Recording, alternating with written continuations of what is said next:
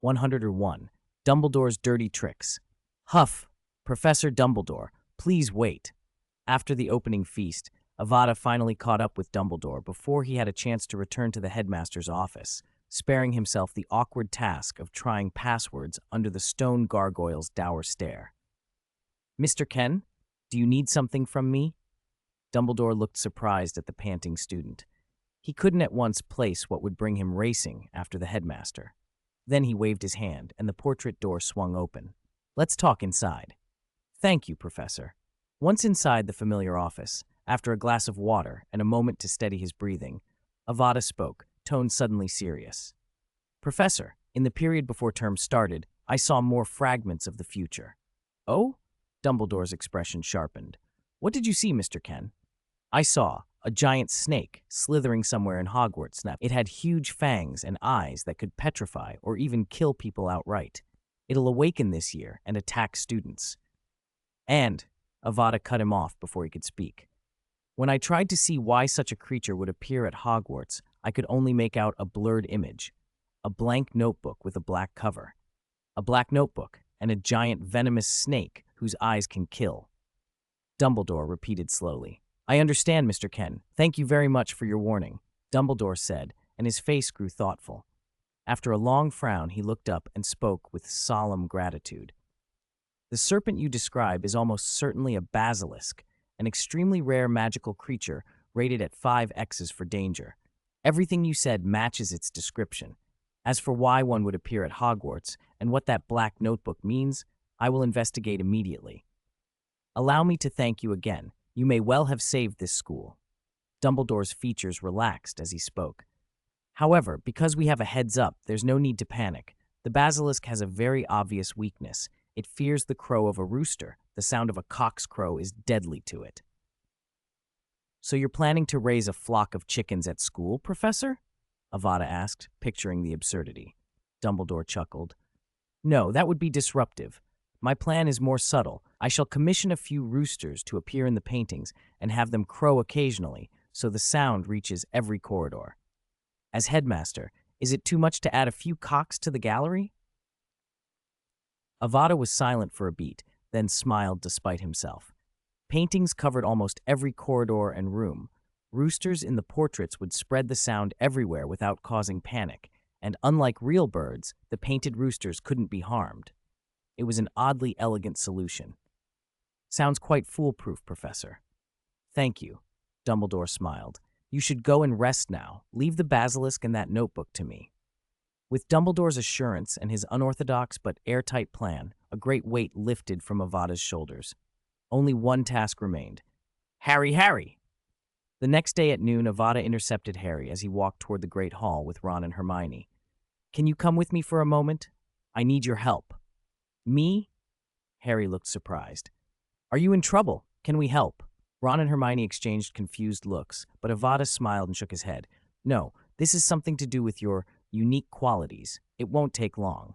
All right, Ron nodded. We'll wait in the Great Hall. Thanks. Let's go, Ken. After waving goodbye, Harry followed Avada. What is it this time? How's it tied to my qualities? Is it Voldemort again? I'm not sure. Avada didn't elaborate and led Harry to the entrance of the abandoned girls' lavatory on the 3rd floor. It's here, Harry hesitated. This is a girls' lavatory, right? Feeling the same awkwardness, Avada took out his wand and tapped both their shoulders, casting a disillusionment charm. This will do. Go in. They went inside. Once clear, Avada lifted the charm. Under his instruction, Harry squinted and searched the sink until he found the small serpent carved into the porcelain. Say open to it. Huh? Harry was baffled. Why? I suspect something's hidden here. Just do as I say. All right, open. Harry tried the word in normal English. You have to imagine it's a real snake, Avada urged, making a jerking, slithering motion with his arm. Imagine it coming alive, flicking its tongue, looking at you, waiting for your command, then say open to it. Harry stared at the tiny carving, then slowly let his lips form a cold, inhuman hiss. Parseltongue, whatever its power, slipped out of him like a whisper. Nothing happened. No stone ground moved. No passage opened. For a moment, Harry and Avada just looked at each other. Could there really be no chamber of secrets in this world? Was this a parallel version of events that had never included that dark corridor? Avada frowned and thought fast. He crouched by the nearest toilet and tapped the lid. Myrtle, are you there? A translucent figure shot out of the bowl, startling Harry. Myrtle floated, tearful and dramatic as ever, peering at Avada with watery eyes. I wanted to ask you, how did you die? Avada interrupted before she could launch into a soliloquy. Oh, you're asking about that. I thought you were going to throw rocks at me. She softened, almost gleeful to be talking about it. I was crying in here, then I just felt woozy. When I woke up, I was a ghost. That's it? Avada pressed. Did you see anything else? Big eyes, a huge snake, anything strange? There was none of that nonsense. Myrtle sniffed with disdain.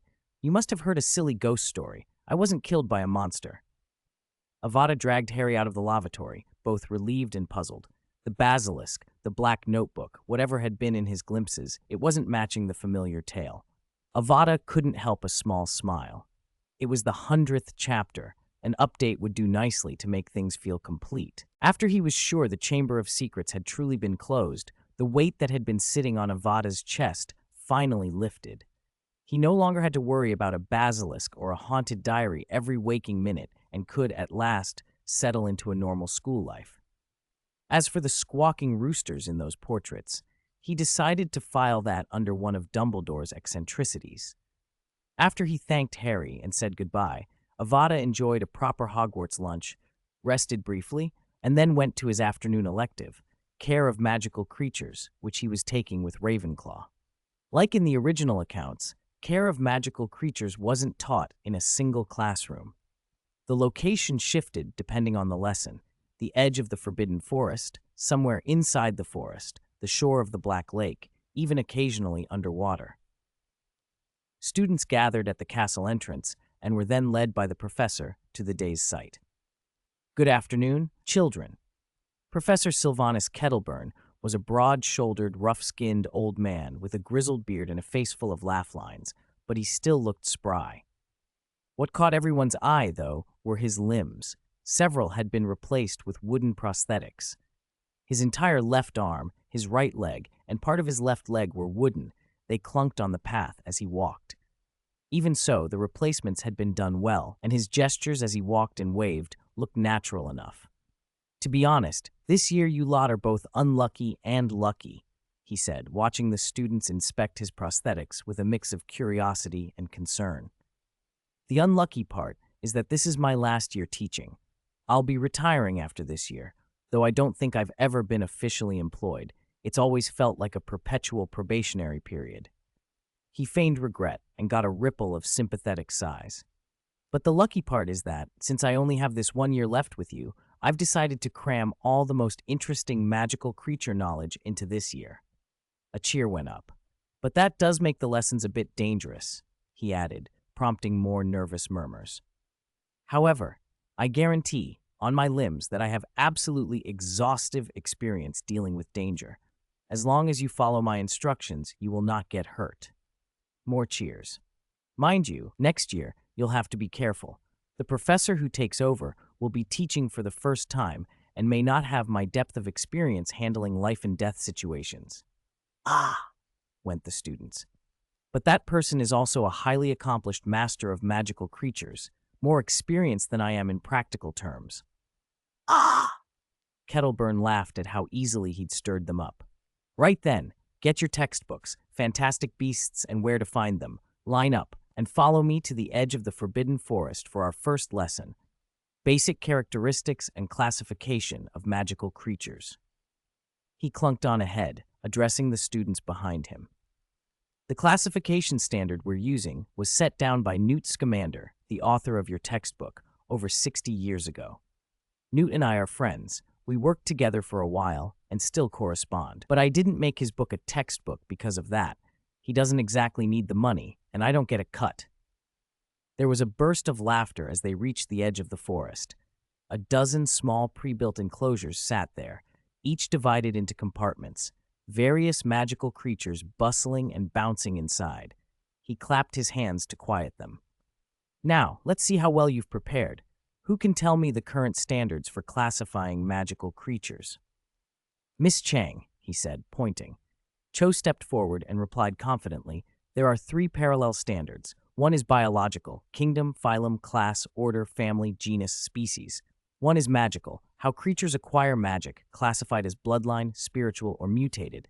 And the third is based on social danger, ranked from X to XXXX. Perfect. 5 points to Ravenclaw. Kettleburn smiled, then pointed to the cages. As you can see, some of our creatures are here. I'll set a little challenge. Form teams of 3 to 4 people. Each team will take responsibility for one enclosure and try to group the creatures you think belong to the same category into the same compartment. Don't worry, these ones are docile and won't attack. The first group to most accurately classify their enclosure gets 10 points for their house. You have 10 minutes. Off you go. The 2 lines of students dissolved into excited chaos. Groups formed in front of enclosures, peering in and arguing cheerfully. Avada's team was his 3 roommates, Shabby, Stebbins, and Summers. They crowded around one pen, heads together as they discussed how to sort the animals. I know this one. That's a niffler. Ones in the same category would be an erumpent, Summers guessed. No, Stebbins replied. Erumpents are XX-rated mutated creatures of the Arenacomorpha order. Nifflers are XX-rated bloodline creatures in the Soricomorpha order. The creature that fits with the niffler would be a short-nosed mole. Avada dangled a nut, and the niffler came tumbling over. He snagged it and shoved it into a compartment with a small mole that was busy shaking its head. Okay, you're right, he said. As for the erumpent, I don't see any more Arenacomorpha in here. Help me check for any XXX-rated mutated creatures, Shabby said. Here, fire crab, Stebbins said, holding one in his palm. But can a fire crab and an erumpent really go together? They seem too different. Then are there any mutated mammals? Shabby asked. Is that a baby Akami? Mutated? Summers wondered. No, Akamis are bloodline. For now, just put the fire crab and the erumpent together. Trust the food seeker. You, Avada protested, half laughing, but he went along. 10 minutes later, Kettleburn called time and began inspecting the enclosures. When he reached Avada's pen, he stopped and beamed. Someone finally put an erumpent and a fire crab together. Biologically, they're very different, but in terms of magical structure and principles, they're closely related. Most people like to lump fire crabs with basilisks, but they're not even in the same ballpark. After examining all the pens, he announced Avada's group the winners. 10 house points went to Hufflepuff. Very good, Kettleburn chuckled. Every group managed to classify the creatures basically correctly. It seems you already have a workable understanding of what we're covering, so let's officially begin. You know the classification standards, but why do we use them? Where do those standards come from? Biological classification requires complex verification.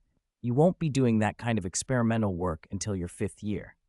The danger level classification is less rigorous, mostly based on magical potential and historical attack records. This year, what we primarily need to understand is the magical classification, bloodline, spiritual, and mutated. 103. The Legend of the Secret Room. First, let's get the definitions straight for these 3 categories, Professor Kettleburn said, conjuring a blackboard and ticking off points with a nod. Bloodline creatures have magic literally woven into their tissues.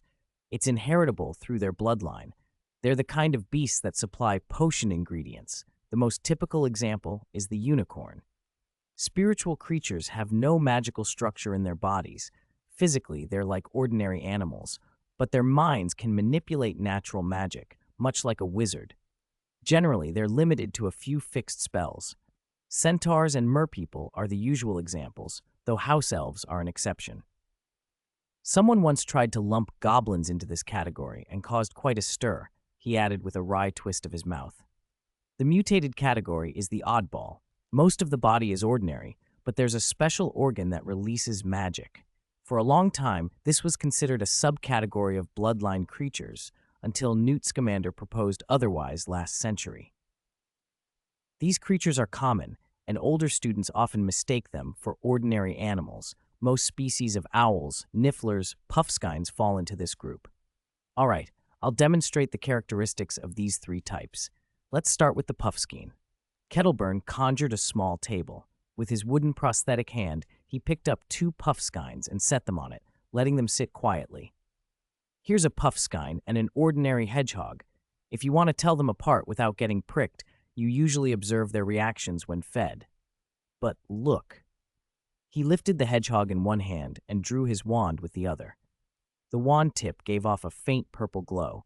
Under that light, the hedgehog's quills flashed strange, complex colors that made a few students blink in surprise. Do you see those colors? They show the magical structure in the puffskein. From those spectra, we can roughly determine a creature's magical talents. It's only an initial judgment. If you need precision, you still take samples for analysis. Kettleburn swept the light over the ordinary hedgehog again. Nothing kaleidoscopic shone back. A hand shot up. Professor, when will we learn this spell? It's a difficult charm, usually taught in 7th year advanced care.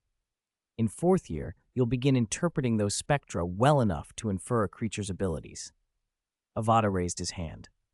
Professor, what happens if you use this on non-corporeal or invisible beings?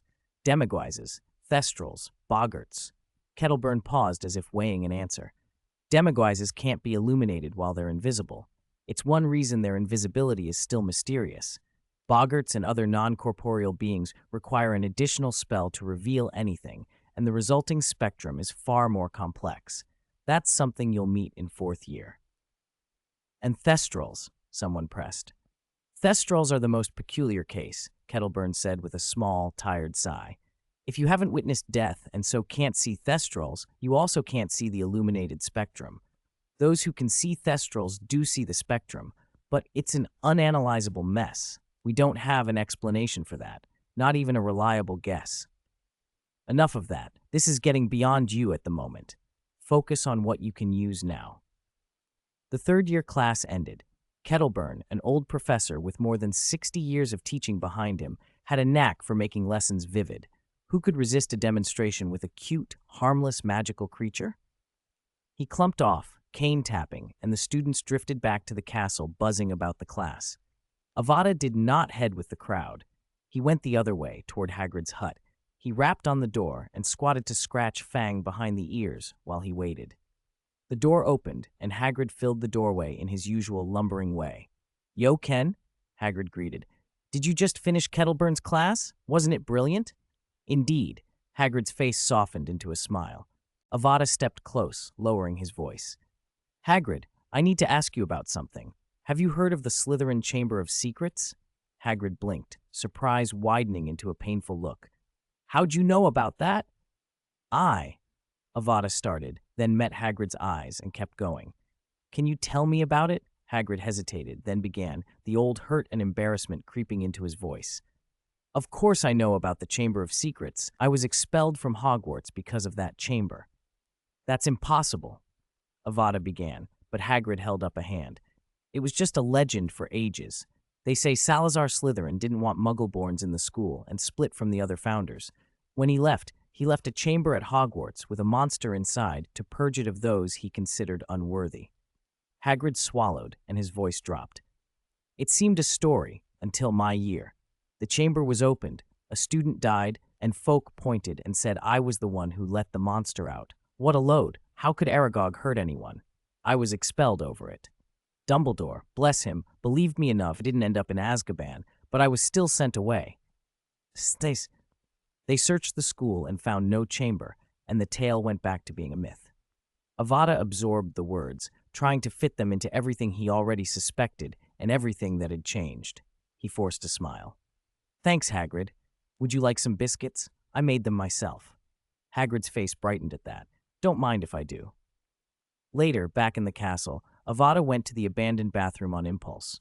It was as he had found it before, dry, empty, nothing out of the ordinary. Something didn't add up. If the chamber didn't exist now, why had Hagrid's history remained the same? What had really happened to Myrtle? If the chamber did exist, where had it gone? And most urgently of all, what was Tom Riddle's Horcrux diary doing in all this? The last class of the day was Defense Against the Dark Arts, Professor Gilderoy Lockhart's. "Good afternoon, children," he announced as he swept into the room, hair askew, his clothes rumpled, dust on his shoulders and sleeves, and his wand crooked in his pocket. Everyone went quiet. He gave a little cough, waved it off, and smiled as though nothing were amiss. "Ahem, never mind. I simply help the second-year students with a small problem." He stood there, beaming and puffing out his chest as if his dishevelment were a badge of honor. He glanced around the classroom, and seeing a neat stack of his books on every desk, his smile grew even wider, flashing 8 perfectly white teeth. "I, Gilderoy Lockhart," he announced proudly, "Order of Merlin, 3rd class, honorary member of the Black Magic Defense League, and 5-time winner of Witch Weekly's Most Charming Smile Award. I imagine most of you know my name and have read my books. So what do you think?" "It's amazing, Professor," a girl called. "May I have your autograph?" piped up another student immediately. Of course, my dear. My office is always open to my loyal fans." He leaned forward to scan the room again. "But before we begin, let's take attendance." Avada?" someone said. Lockhart looked up, puzzled. "Is that a name?" "Present. It's me, Professor," Avada replied, raising her hand with a tight smile. "Do you not have a surname listed? Wait. I remember now. You're the one who met the famous savior who defeated you-know-who. A pleasure, a pleasure." He practically jumped the length of the dais to shake her hand. "I even had my picture taken with Harry Potter this morning. Perhaps one day we can exchange stories. To accomplish such a feat at your age, your future fame may rival my own.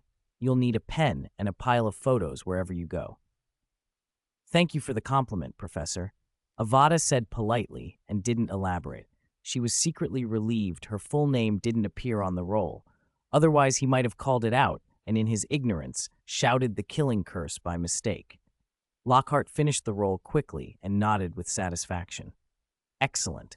Since we have a little hero among us today, I'm going to alter the quiz I had planned. The 3rd-year defense curriculum is mainly about dark creatures, identifying them, handling them, and treating their injuries, is it not?" He beamed. "A serious challenge, then, to test your courage and reactions. But there's no need to panic."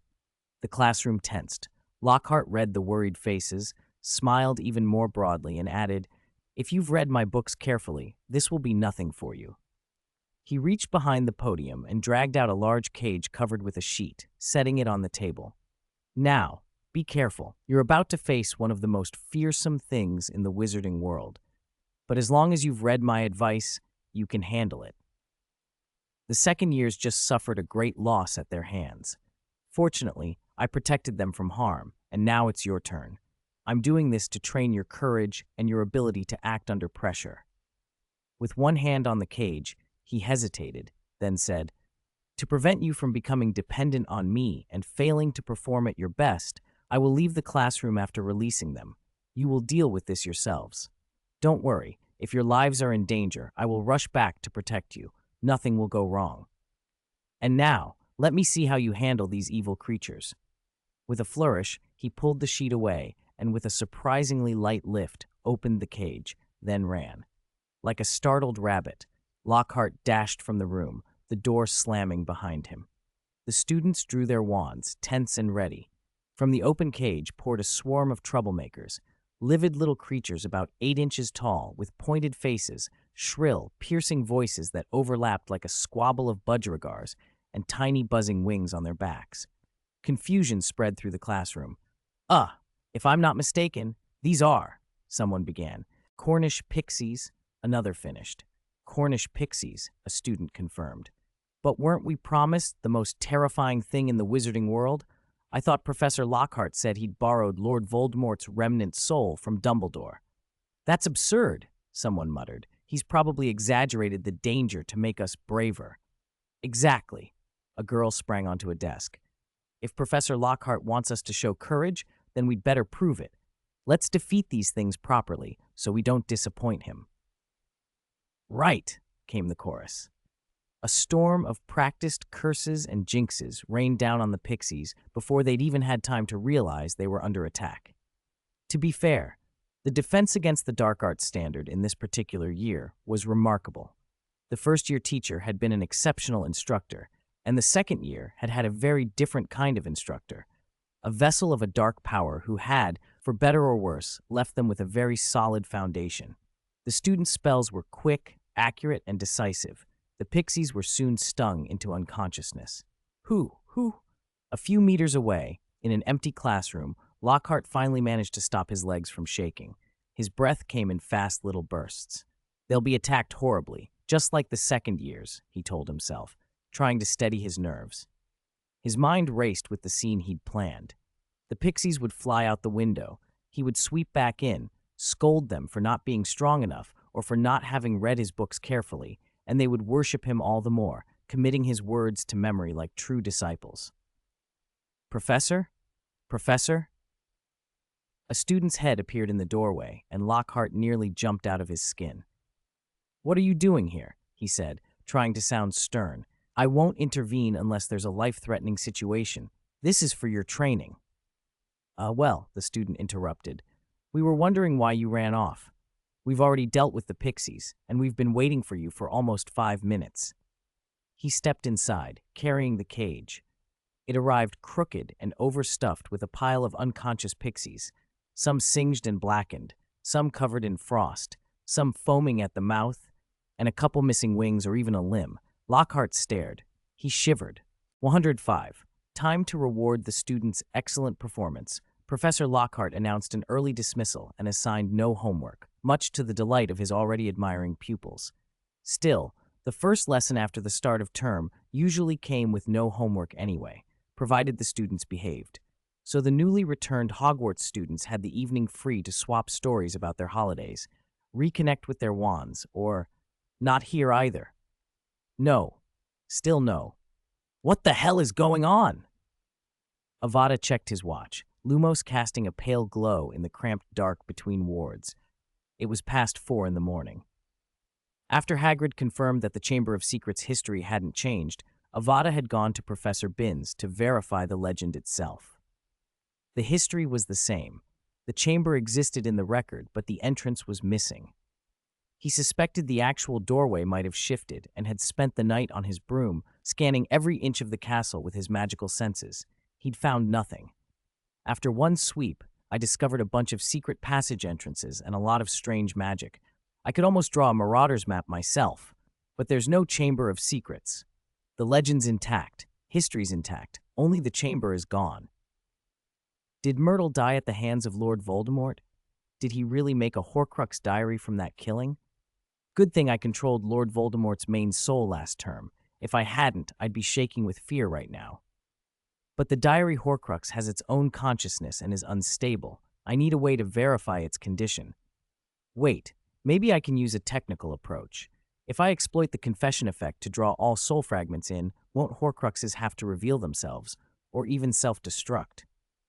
Avada's eyes lit. If that works, not even sending a Horcrux to the moon would save it. Let the basilisk sleep in the chamber, if it still exists. He felt a sudden rush of excitement that chased away his early morning exhaustion. Alchemy and everything else can wait. I'll research this later. I already have 3 Horcruxes identified. Enough material to work with. I'll push to have results before next year. The idea of possessing such a decisive trump card and of Dumbledore being on board with investigating the chamber made his chest feel lighter. Then the old worry returned. Where had the chamber gone? He floated between relief and unease, staring at the dormitory ceiling with bloodshot eyes, tossing and turning from 4 until dawn, as if he'd traveled around Hogwarts by rolling. When the morning sun flooded the room, his roommates stared at him. Insomnia? Avada's scarlet eyes made his roommates jump. Yeah. First day back, and I couldn't sleep. Haven't done any magic all holiday. You look even more like you-know-who, Lord Shabby. Your eyes are red now, too. Shabby rubbed his own eyes, and the room filled with light, teasing voices. Ever since everyone learned that Avada had sealed Lord Voldemort's main soul, and after Harry and Baron had hinted that Avada was central to the plan, the students had upgraded his nickname from He Who Must Not Be Named to the full you-know-who. And even Lord something. The secrecy of his name had always been a hook, and Voldemort's involvement created a kind of gossip nuclear fusion. Avada suspected 2 red-haired students were primarily responsible for the rapid spread of the new monikers. My first class today is divination, he grumbled, then downed half a bottle of invigoration potion. His complexion improved, and the bags under his eyes lessened. He'd been warned by seniors that the divination classroom was full of sleep-inducing incense. He didn't want to nod off in the opening lesson. The divination classroom sat at the very top of the North Tower. After breakfast, it took Avada nearly 10 minutes to climb there. The room was like an attic crossed with an old tea house, 20 small round tables squeezed among chintz armchairs and puffed cushions. Everything glowed in a soft reddish haze. The curtains were drawn tight, and lamps were draped with crimson scarves. The place felt like a winter quilt, warm and soporific, the incense making it harder to stay awake. Shelves along the circular wall crammed dirty quills, candle stubs, tattered playing cards, endless crystal balls, and a heap of teacups. A roaring fire burned in the hearth, and a very large copper teapot on the mantel sent up the incense-scented steam.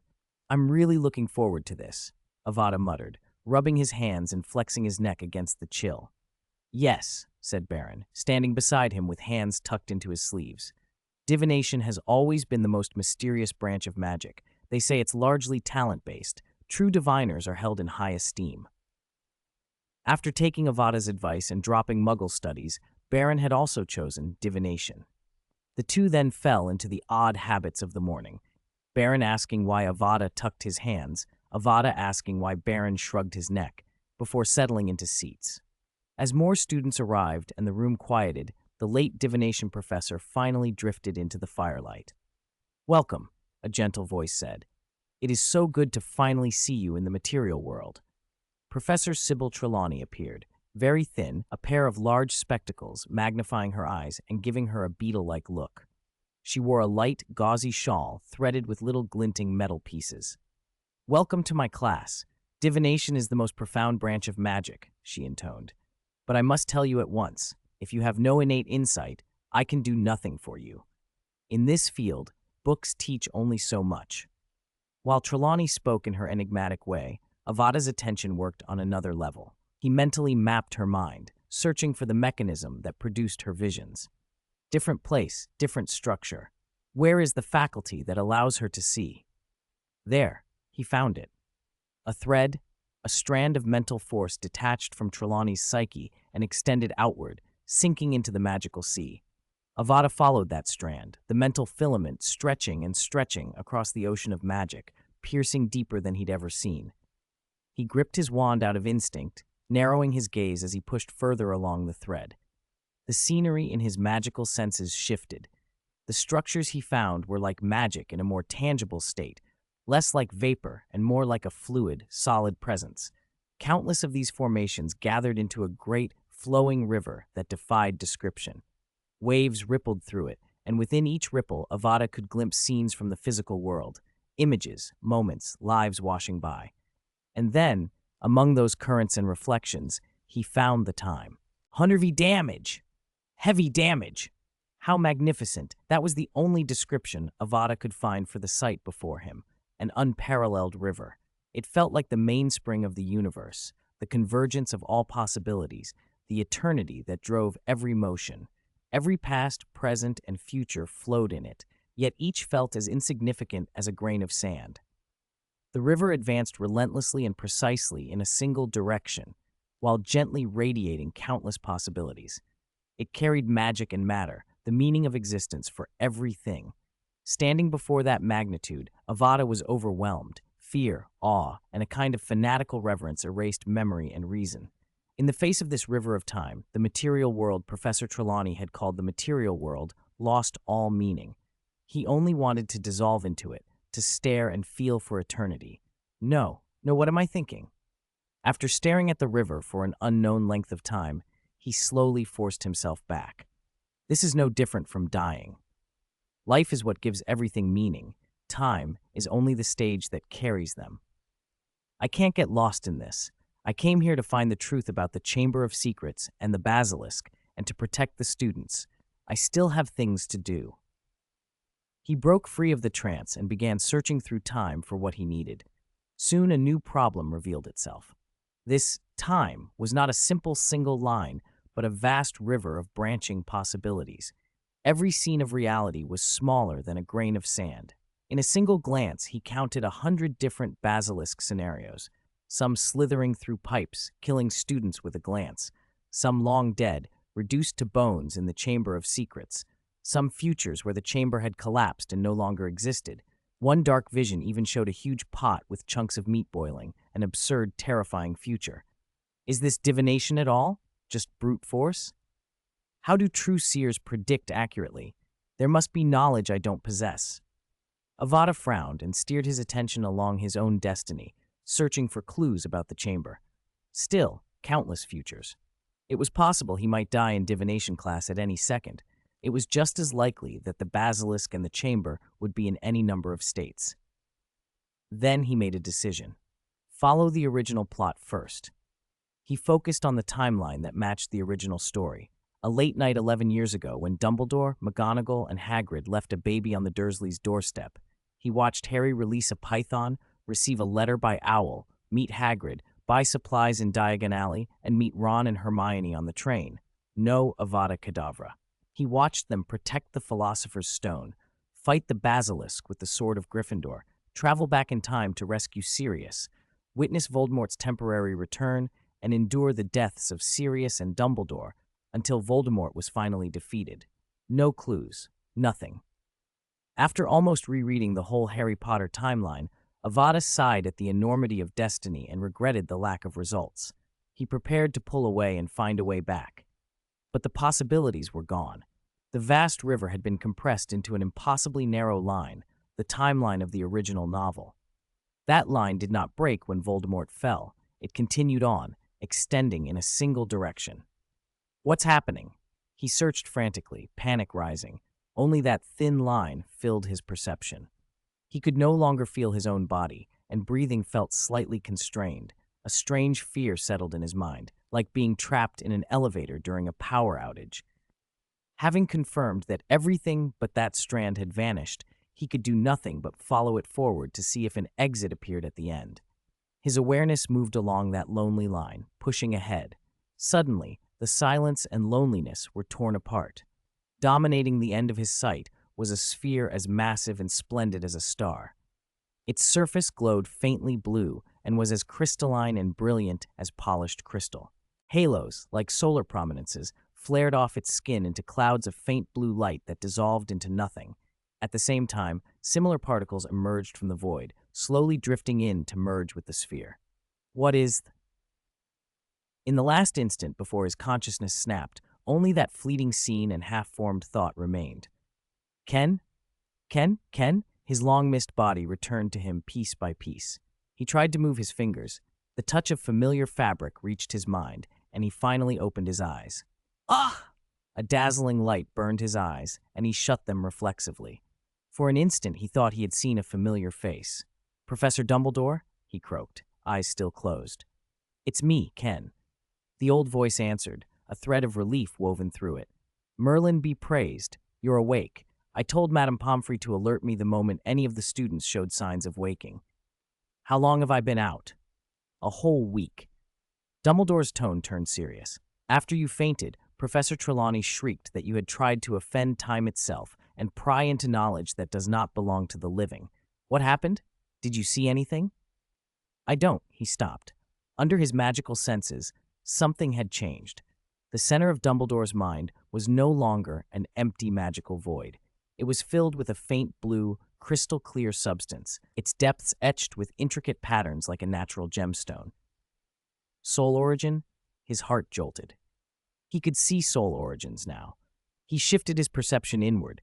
The magical void of his own being had been filled with the same crystalline substance.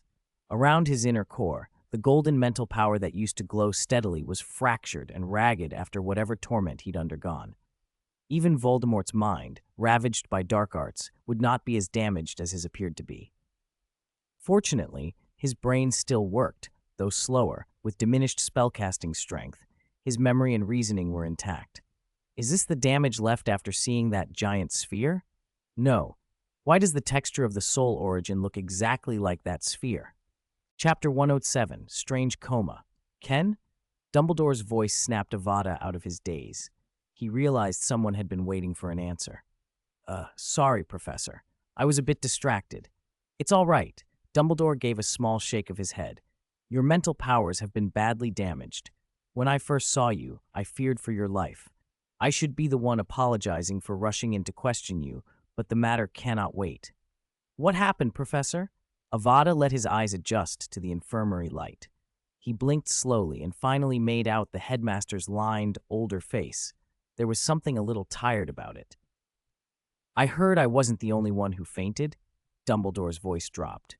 While you were unconscious for a week, 2 other students also inexplicably fell into comas. Their mental powers were similarly impaired. They have shown no sign of waking, so I need to understand what led to your collapse. Coma? Avada tried to frown, but his facial muscles felt numb. It wasn't petrification, or could it be related to what I saw? No. Dumbledore shook his head. Professor Snape and I examined you both thoroughly. There is no sign of basilisk damage. It appears more like an assault by creatures that attack the mind. Urklings, for example, but far more severe and difficult to treat. Avada pressed his temples. The words throbbed. He forced himself to explain. I was in divination. After seeing Professor Trelawney, I felt a kind of mental resonance. You know, I've always had an unusual sensitivity to mental energy. I followed that feeling and started to guide my power. After a while, my prophetic sense kicked in, like it wanted to see something it couldn't reach. I tried to force the vision, to finish the prophecy. Then, after some time, I saw a huge ball of light, and then I blacked out. That's it, Dumbledore repeated slowly. Fainting after seeing a great ball of light while using prophetic powers and severe mental damage. It's unprecedented. Dumbledore rubbed his beard, thinking. Professor Trelawney said you had offended time and pried into taboos. What do you make of that? Avada felt a rush of conflicting thoughts. Offending time? He had only followed Trelawney's thread of sight to reach what felt like a river of time, what he thought of as normal divination. He didn't understand the ball of light, why its substance was so like the origin of the soul, or how it could show him that origin. He couldn't sort it out on the spot. No, Professor, I don't know what that ball of light was. I don't know why it appeared. If it's what she calls a taboo, then maybe I did briefly pry into one, but I couldn't say more. My prophetic ability runs wild sometimes. I can't always control what it does. All right, let me confirm. Your collapse was only caused by your prophetic ability? Dumbledore asked. I believe so. Avada nodded weakly. Did you hear anything before you fainted? Screaming? Did you make eye contact with something? Any sign of legitimacy or other mental magic? No. Avada shook his head decisively. His hair rustled against the pillow. None of that. Dumbledore seemed relieved. Then the cause of your coma may differ from the others. I'm sorry to have disturbed your rest. Wait, Professor. Avada forced his hand up to stop the headmaster, who was already rising to leave. May I see those other students? I've always had a keen perception of mental energy. Maybe I can notice something they missed. You should be resting. Dumbledore's voice was firm. To Avada's surprise, Dumbledore refused. Your mind is badly injured.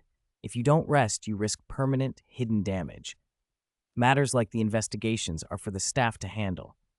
Professor Snape and I conducted thorough examinations. We are not lacking in ability. You don't have to shoulder everything yourself, or I might lose my headmastership. He gave a brief, dry chuckle and stood. Madame Pomfrey came in at that moment to usher him out. You're awake? How are you feeling? Madame Pomfrey bustled over, nodding toward a large basket of gifts at his bedside. These came from your friends while you were unconscious. You can look at them later. But you're not to leave bed. When can I be discharged? Avada asked. At least another week. Madame Pomfrey's tone softened only a little. Young people always want to leap out of bed as soon as they wake, as if they could play 100 Quidditch matches, but waking from a coma is only the first step in recovery. Mental injuries need quiet and time. If Headmaster Dumbledore hadn't promised to disturb you only briefly, I wouldn't have allowed even that. May I see my friends? I've been out for a week. Not today. Drink this potion and sleep. She handed him a vial. He drank obediently and was asleep again. 2 full days later, Madame Pomfrey finally allowed him to sit up. He could not leave the ward. He'd barely eaten, only received potions and elixirs, and he hadn't been awake long enough to need the bathroom. Baron, Cedric, and Harry were at last permitted to visit. Offending time, prying into taboos. Sounds ominous, Baron muttered, chin propped on his hand. The others nodded. Honestly, Cedric began after a pause, Professor Trelawney's reputation has never been exactly sterling.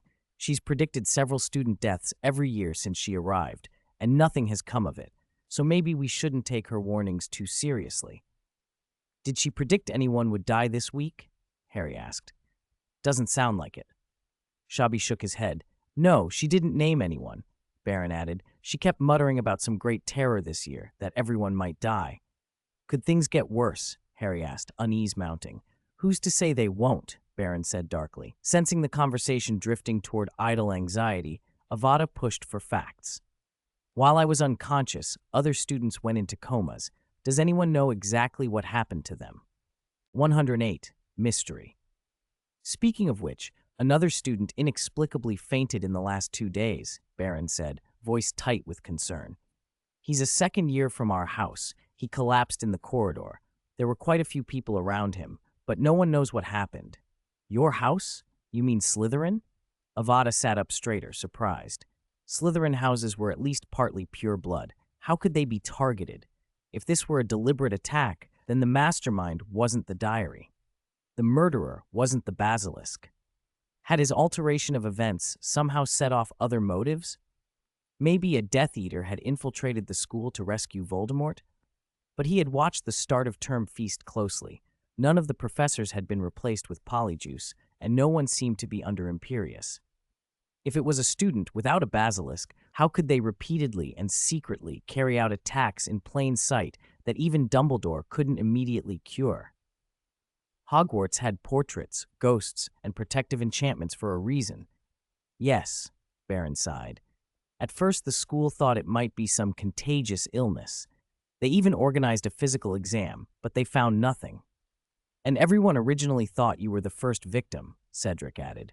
They hoped for clues when they heard you had woken up, but after Dumbledore explained your incident was an accident, they were back to square one. Is that so? Avada raked a hand through his hair. Were there any abnormal traces left at the scene? No. Cedric shook his head. It was just a sudden collapse without warning. Gabrielle and the other prefects found a student faint in front of them, but they couldn't find anything unusual there either. That's right. Percy was there and told us to be careful, Ron chimed in. He made a face. Percy tried to scare Fred and George off, but it backfired. They're actually more interested now and want to investigate themselves. How dare they think they can meddle in something Dumbledore can't solve? That's very much their style, Hermione said. Who's to say it won't work? Avada thought. The twins were bound to break their oaths and do good with the Marauder's map. With such a powerful magical object hidden away, and with Fred and George's talent for causing chaos, if this really was a deliberate attack, the culprit wouldn't stay hidden long. What about Ginny? This is her first year at Hogwarts. How unlucky to run into this right away, Avada asked. She's doing fine. She's not paying much attention to this at all, Ron replied, sounding helpless.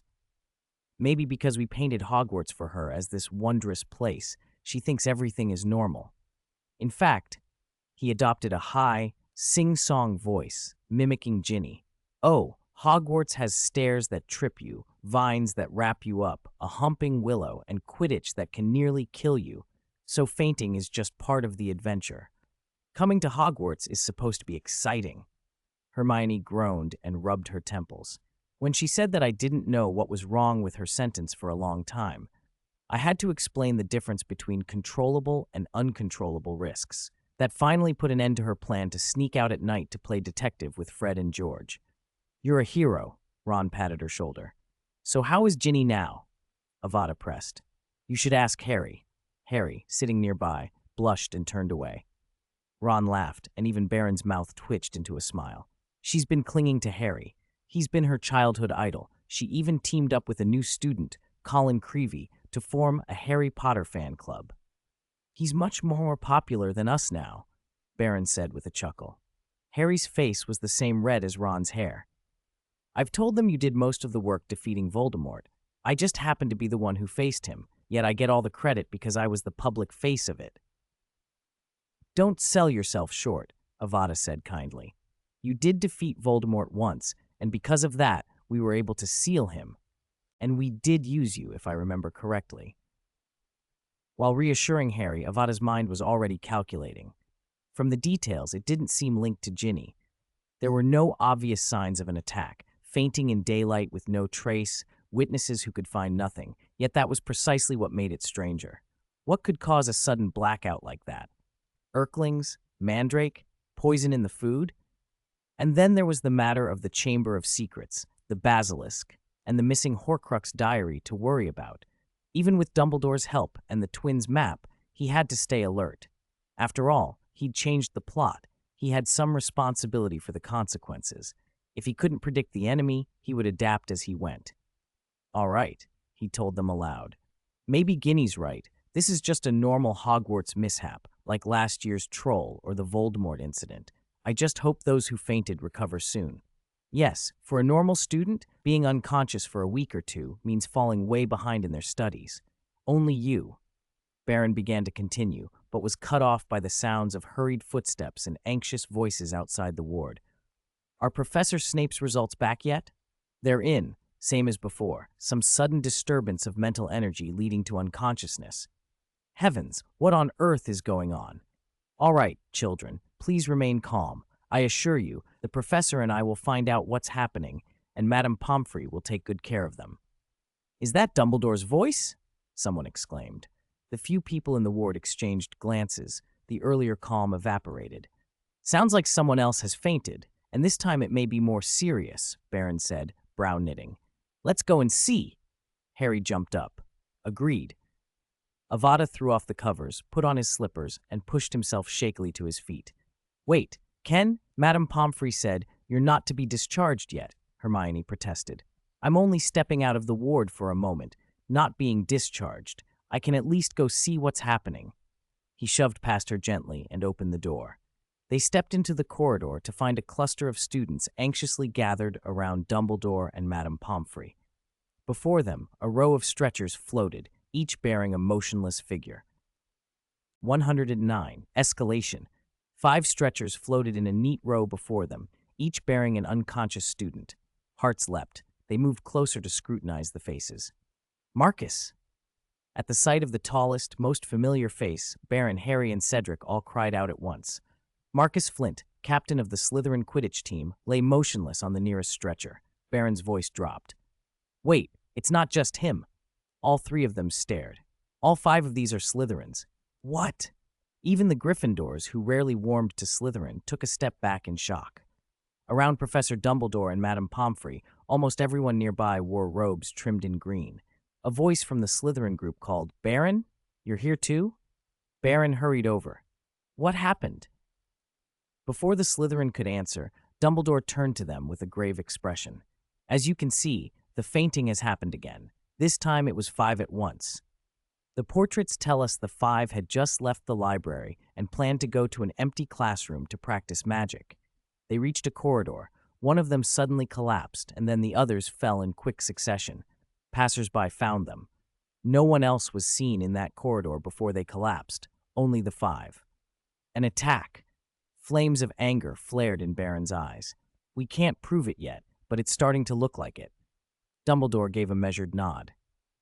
If the earlier 3 could plausibly be accidents, 5 senior students collapsing almost simultaneously raises the likelihood of human involvement. "This afternoon, I will issue a school-wide warning. Curfew will be enforced, students must travel in groups, and professors will increase patrols. I hope there are no more incidents." They all fell silent, nodding. Dumbledore continued, softer now. "There is some good news. Professor Snape and Professor Sprout have been working on a remedy. They believe they can brew a potion to rouse the students within a week. When that potion is ready, it will be administered not only to those already unconscious, but to anyone who faints after. We can then ask them what they felt before they went under and hope for more clues. For now, please return to your duties and allow the patients to rest." Slowly, the small crowd dispersed in 2s and 3s. One student, however, made his way to the door of Avada's ward and knocked. "Excuse me, are you Ken?" "I am," Avada replied, startled. A Slytherin he didn't recognize peered in. "I remember you were the first to faint. The professor said your collapse was different from the others. Is that true? Do you have any more information?" Avada shook his head. "I'm sorry, my fainting was an accident. I don't have anything useful to add." The visitor's face crumpled. He must have been a friend of one of the unconscious students. All right. Sorry to bother you. Goodbye. Goodbye.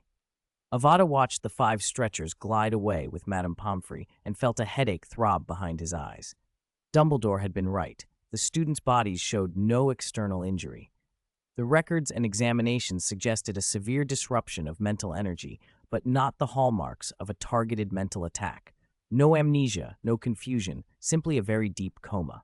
It was more like the kind of faint you might get from mishandling mandrakes without earmuffs than a telltale curse.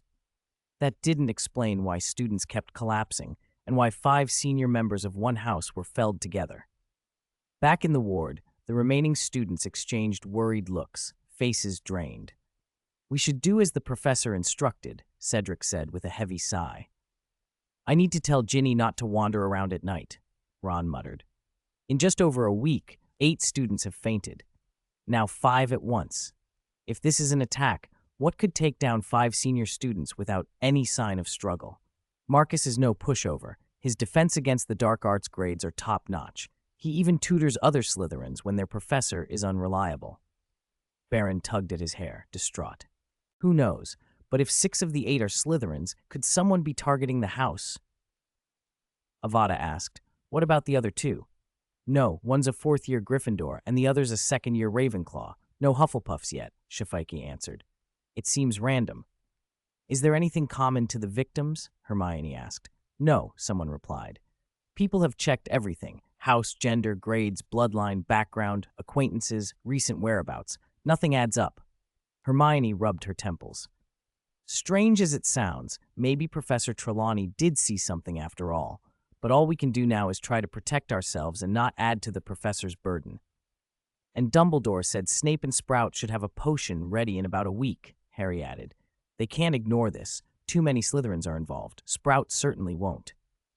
"You're right." Harry rose first. "I need to go. I have to warn people." "Me too," Cedric and Baron said, and one by one the others stood. "Get well soon, Ken," they called. "Thanks, I will." After they left, Avada sat alone in the quiet ward, watching the doorway where the stretchers had vanished. The ache behind his eyes deepened. He held his head in his hands and wondered, silently, what had happened. 110. Parseltongue in the soul. Over the next week or so, roughly every 2 or 3 days, another student would suddenly collapse. Hufflepuff finally had victims too. 2 or 3 of its students were now convalescing in the hospital wing. There hadn't been another spectacular incident like the 5 Slytherins who had collapsed together, but the attacks were random. House, year, blood status, academic standing, nothing mattered. Everyone was equally vulnerable. No motive presented itself. Many suspected a strange magical creature had gotten into the school. Hagrid, Kettleburn, Rolf, and others spent half a day searching the grounds and greenhouses, but they found nothing. In that atmosphere, everyone realized how serious this was, and Professor Dumbledore's emergency regulations were observed with unexpected strictness. Gryffindor students hardly ventured out at night, to the great displeasure of Filch, who grumbled that he'd lost half the fun of the job. Still, the collapses continued. Eventually, Avada was pronounced fit to leave by Madame Pomfrey. "You're not fully recovered yet," she warned as she fussed over him. "This is only because your injuries won't hamper your daily life or your studies anymore. You must maintain the same habits you followed while convalescing. Don't take mental potions, no wit sharpening or invigoration. Instead, get at least 8 hours sleep. Avoid excessive spellcasting, and don't let your emotions swing wildly." "Understood," Avada said, a little weary. He changed back into his robes, thanked Madame Pomfrey, and stepped out into daylight again, feeling unsteady on his feet. The lightheadedness wasn't just from bed rest. His mental energy had not yet come back. Madame Pomfrey had been right. The remaining damage wasn't severe, but it was real, and potions hardly helped. She estimated it would take at least 6 more months to heal completely. Avada's own methods and constant monitoring might shorten that to about a month, but it would be a month of slower thought, reduced learning efficiency, low energy, and weakened combat effectiveness. In the dormitory, his roommates were trading news and sighs. "So the potion Snape and Sprout made isn't very effective?" one asked. "It's not that you can expect miracles," Stebbins said from his bed, idly tossing a pillow. This is just the first stage. It's meant to rouse them. I heard it'll still be about 2 weeks before they're back to normal, another added. Did you get any useful details? Avada asked. They all heard a faint, intermittent screaming right before they collapsed, Stebbins replied. Professor Dumbledore warned us to be extra careful. Shabby popped a Bertie Bott's every flavor bean into his mouth and chewed while mumbling. Professor Sprout thought a mandrake had escaped. She had us all checking the greenhouses, but we found nothing. I heard the Board of Governors has been notified, Summers said, snatching a bean from Shabby. He made a face at the flavor. They're pressing Dumbledore to fix this quickly. If it drags on, the board might step in themselves. The board? Avada sat up. Which governor is leading it? Marcel Flint, Marcus Flint's cousin. His nephew collapsed too, so he's the most vocal. What about the others? Avada asked. How should we know? We're not on the board, Stebbins shrugged. The common room settled into silence after that, and Avada turned over the fragments of news in his head. The board's reaction seemed typical for now. He wondered what role Lucius Malfoy might be playing and how much Draco Malfoy already knew. He would have to ask Baron. The detail that stuck with him was the faint, intermittent scream. It sounded like a mandrake or an Earl King, but if that were the case, the professors should have found it by now. After all, the portraits could see and report such things. Was the basilisk somehow involved? That didn't make sense either. The Chamber of Secrets hadn't been found again, and Myrtle's death didn't match this pattern.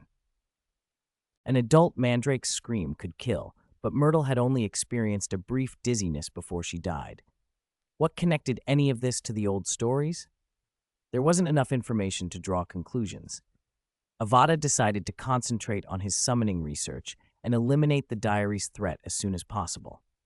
His injury would delay him, but the work was worth postponing progress for, especially now that he could perceive the soul itself. Ever since he had developed that ability, Avada had discovered the soul's essence had an internal structure, patterns like natural crystals.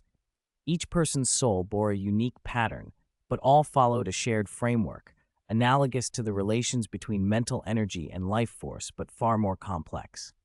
Crucially, he could see the fragment of Voldemort's soul hidden inside Harry. The pattern in that fragment was not natural. It bore clear signs of artificial modification. Part of its structure was unlike anything Avada had seen, and it connected to Harry's own soul. If he read it correctly, that connection was a form of parseltongue. To be able to engrave a talent on the soul and pass it down through generations, that realization gave Avada a new, precise understanding of the Founder's power, especially Salazar Slytherin. If Slytherin could imprint Parseltongue into a soul and have it persist, his level of magic was even more formidable than Avada had suspected. Given the old claim that Slytherin descended from the Peverell brothers, creators of the Deathly Hallows, such ability seemed plausible. His mind snapped to a new idea.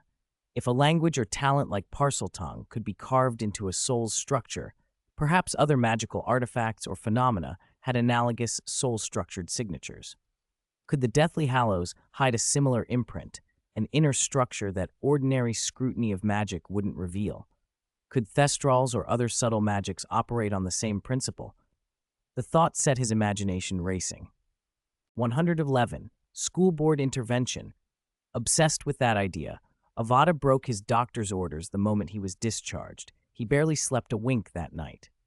Luckily, it had been a weekend.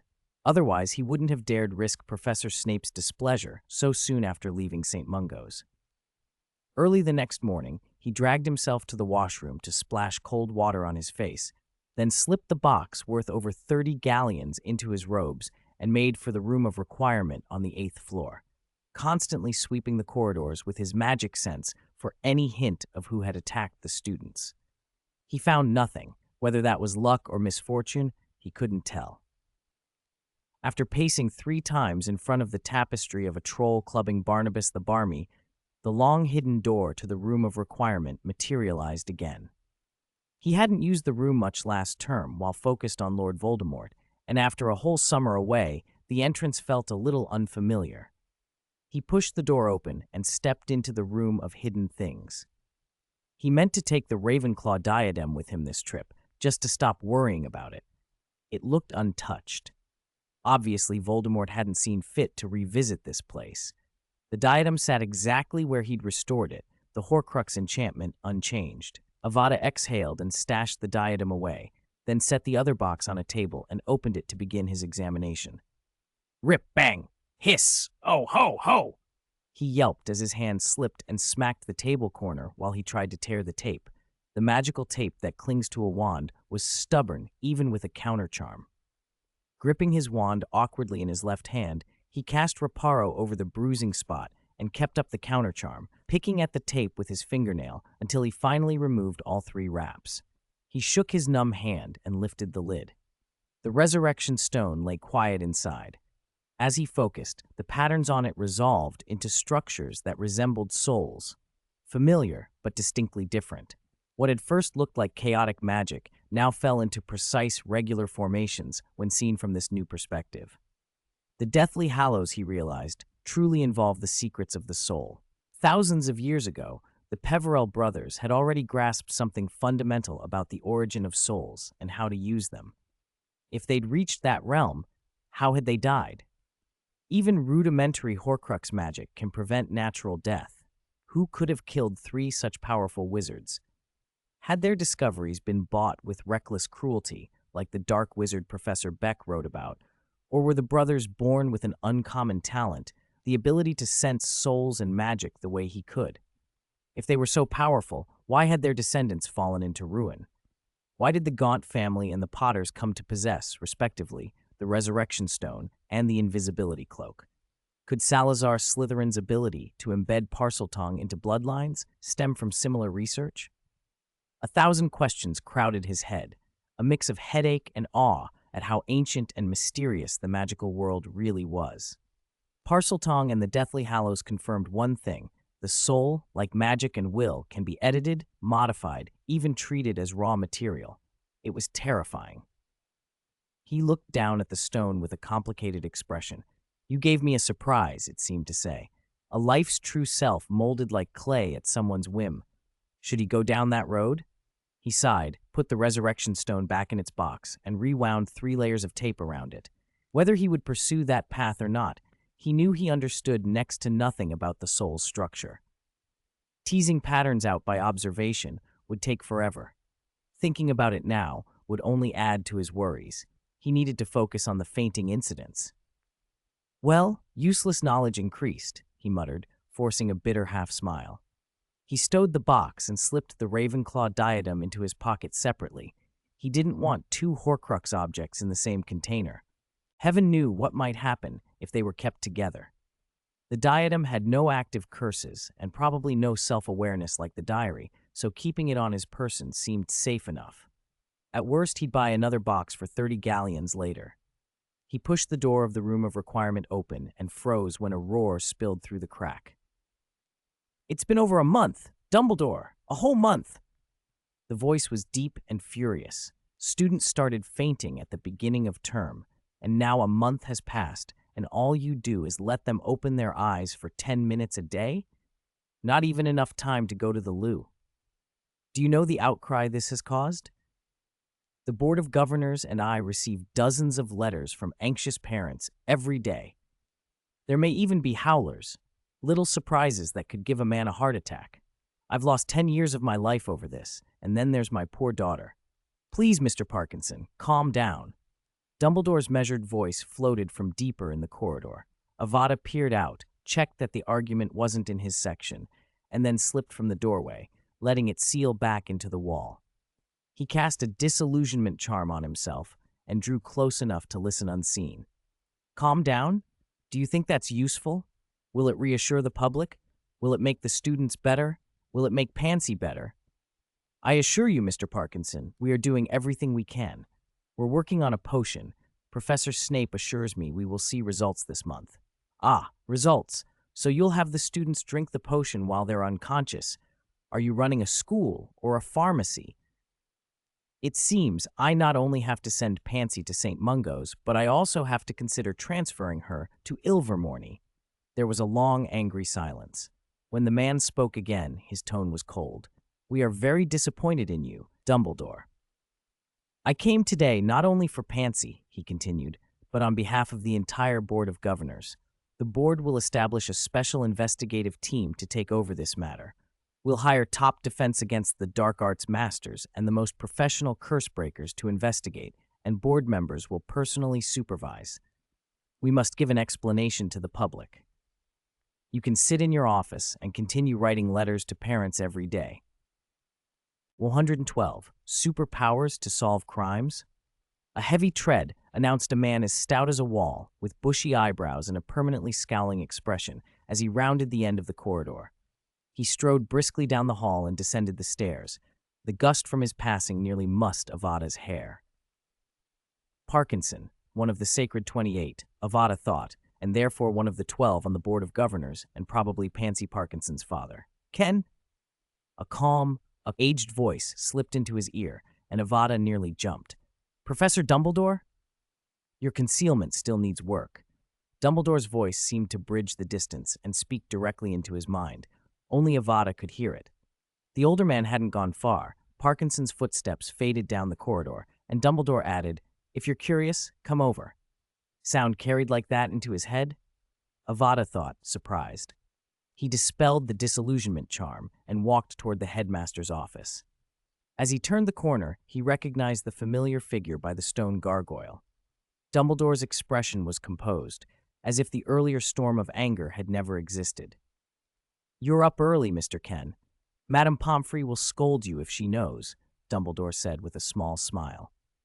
Avada gave an awkward little cough.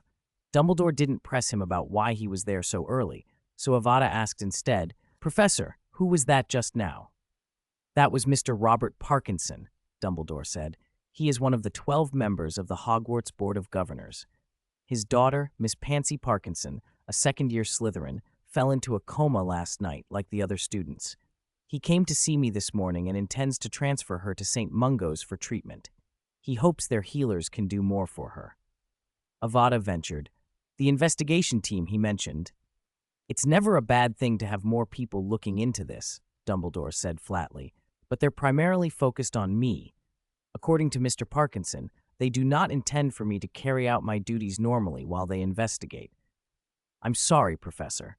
Avada lowered his head guiltily. It seems my prophecy was wrong. I couldn't help. Prophecy and time are strange things, Dumbledore said gently. Even the greatest seers cannot guarantee their visions will always be correct. You did foresee danger this year. That allowed me to prepare more portraits in advance. They will be useful in the investigation. By the way, Professor, Avada's face lit up with a sudden idea. In the book you gave me over the holidays, Nicholas Flamel's notes mentioned something called a time turner. It lets a person go back in time, doesn't it? That's correct, Dumbledore nodded. Students who take every elective sometimes receive time turners to manage their studies. Their use is heavily restricted and bound by countless clauses. Mr. Ken, are you suggesting we use a time turner to go back to the time of the incidents, to observe the victims, or maybe even identify the culprit? That's exactly what I thought. A brilliant suggestion. Dumbledore brightened. Thank you for bringing it to my attention. But I must caution you, time is one of the least understood and most dangerous areas of magic. We learned the hard way. For example, no single use of a time turner should reverse time by more than 5 hours. Going beyond that risks catastrophic paradoxes. The Ministry controls time turners tightly. Requests take days to process. That makes getting one now, for Miss Parkinson, impractical. Are there any time turners at the school? Avada asked. None, Dumbledore said gently. The last student to use one was Percy Weasley. He finished his NEWTs and returned his device to the Ministry. There are very few precedents for using time turners in investigations. Magic offers many other reliable ways to discover the truth, and time turners are far too dangerous for routine use. That said, given Hogwarts' situation, a time turner might be appropriate if another coma occurs, perhaps at the next incident or the one after that. Dumbledore was in good spirits again. His voice even carried a note of excitement. I must write to the Ministry at once. Before I go, I'll award Hufflepuff 20 points to thank you for your suggestion, Mr. Ken. Thank you, Professor. Avada smiled and didn't press the matter further, seeing Dumbledore's eagerness to return to his office. I'll head back now, Professor. Do get some rest and follow Madame Pomfrey's advice, Dumbledore said. All right, Professor. Goodbye. As he left, Avada still felt unsettled about time turners.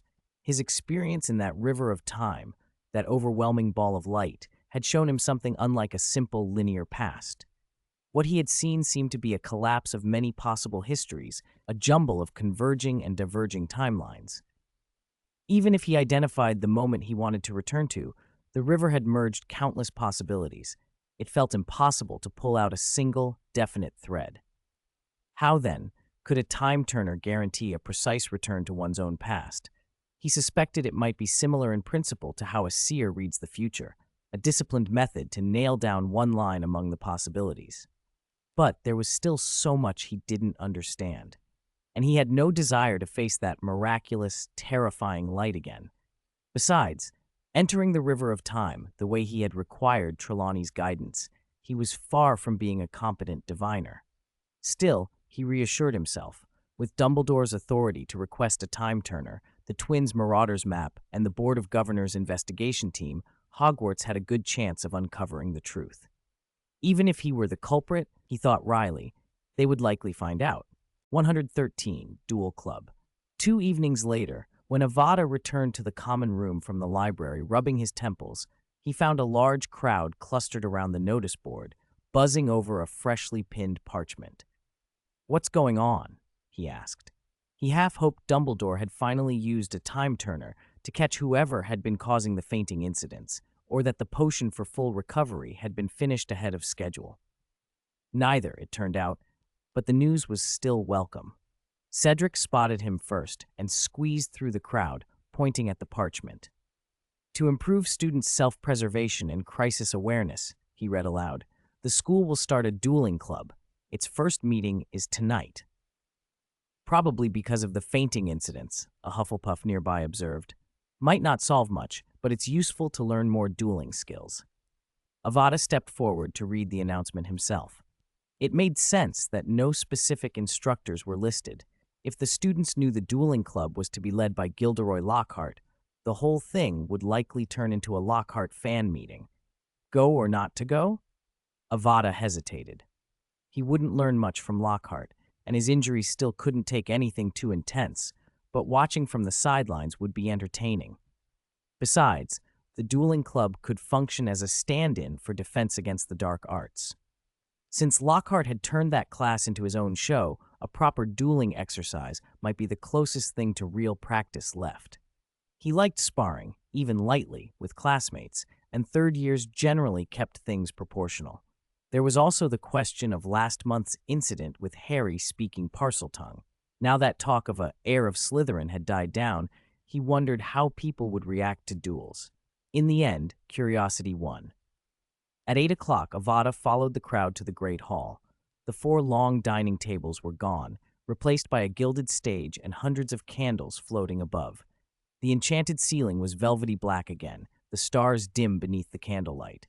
At least half the school had come. Students packed the benches, wands already in hand, faces full of anticipation, until a familiar theatrical voice cut across the room. "Gather round! Gather round! Can everyone see me? Can everyone hear me?" "Excellent!" A mixture of cheers and groans rippled through the hall. Lockhart, resplendent in magenta robes, marched onto the stage, dazzling as ever. Beside him stood a much less dazzling figure, Severus Snape in his usual bat-black robes. Lockhart waved for silence and assumed his most dramatic posture.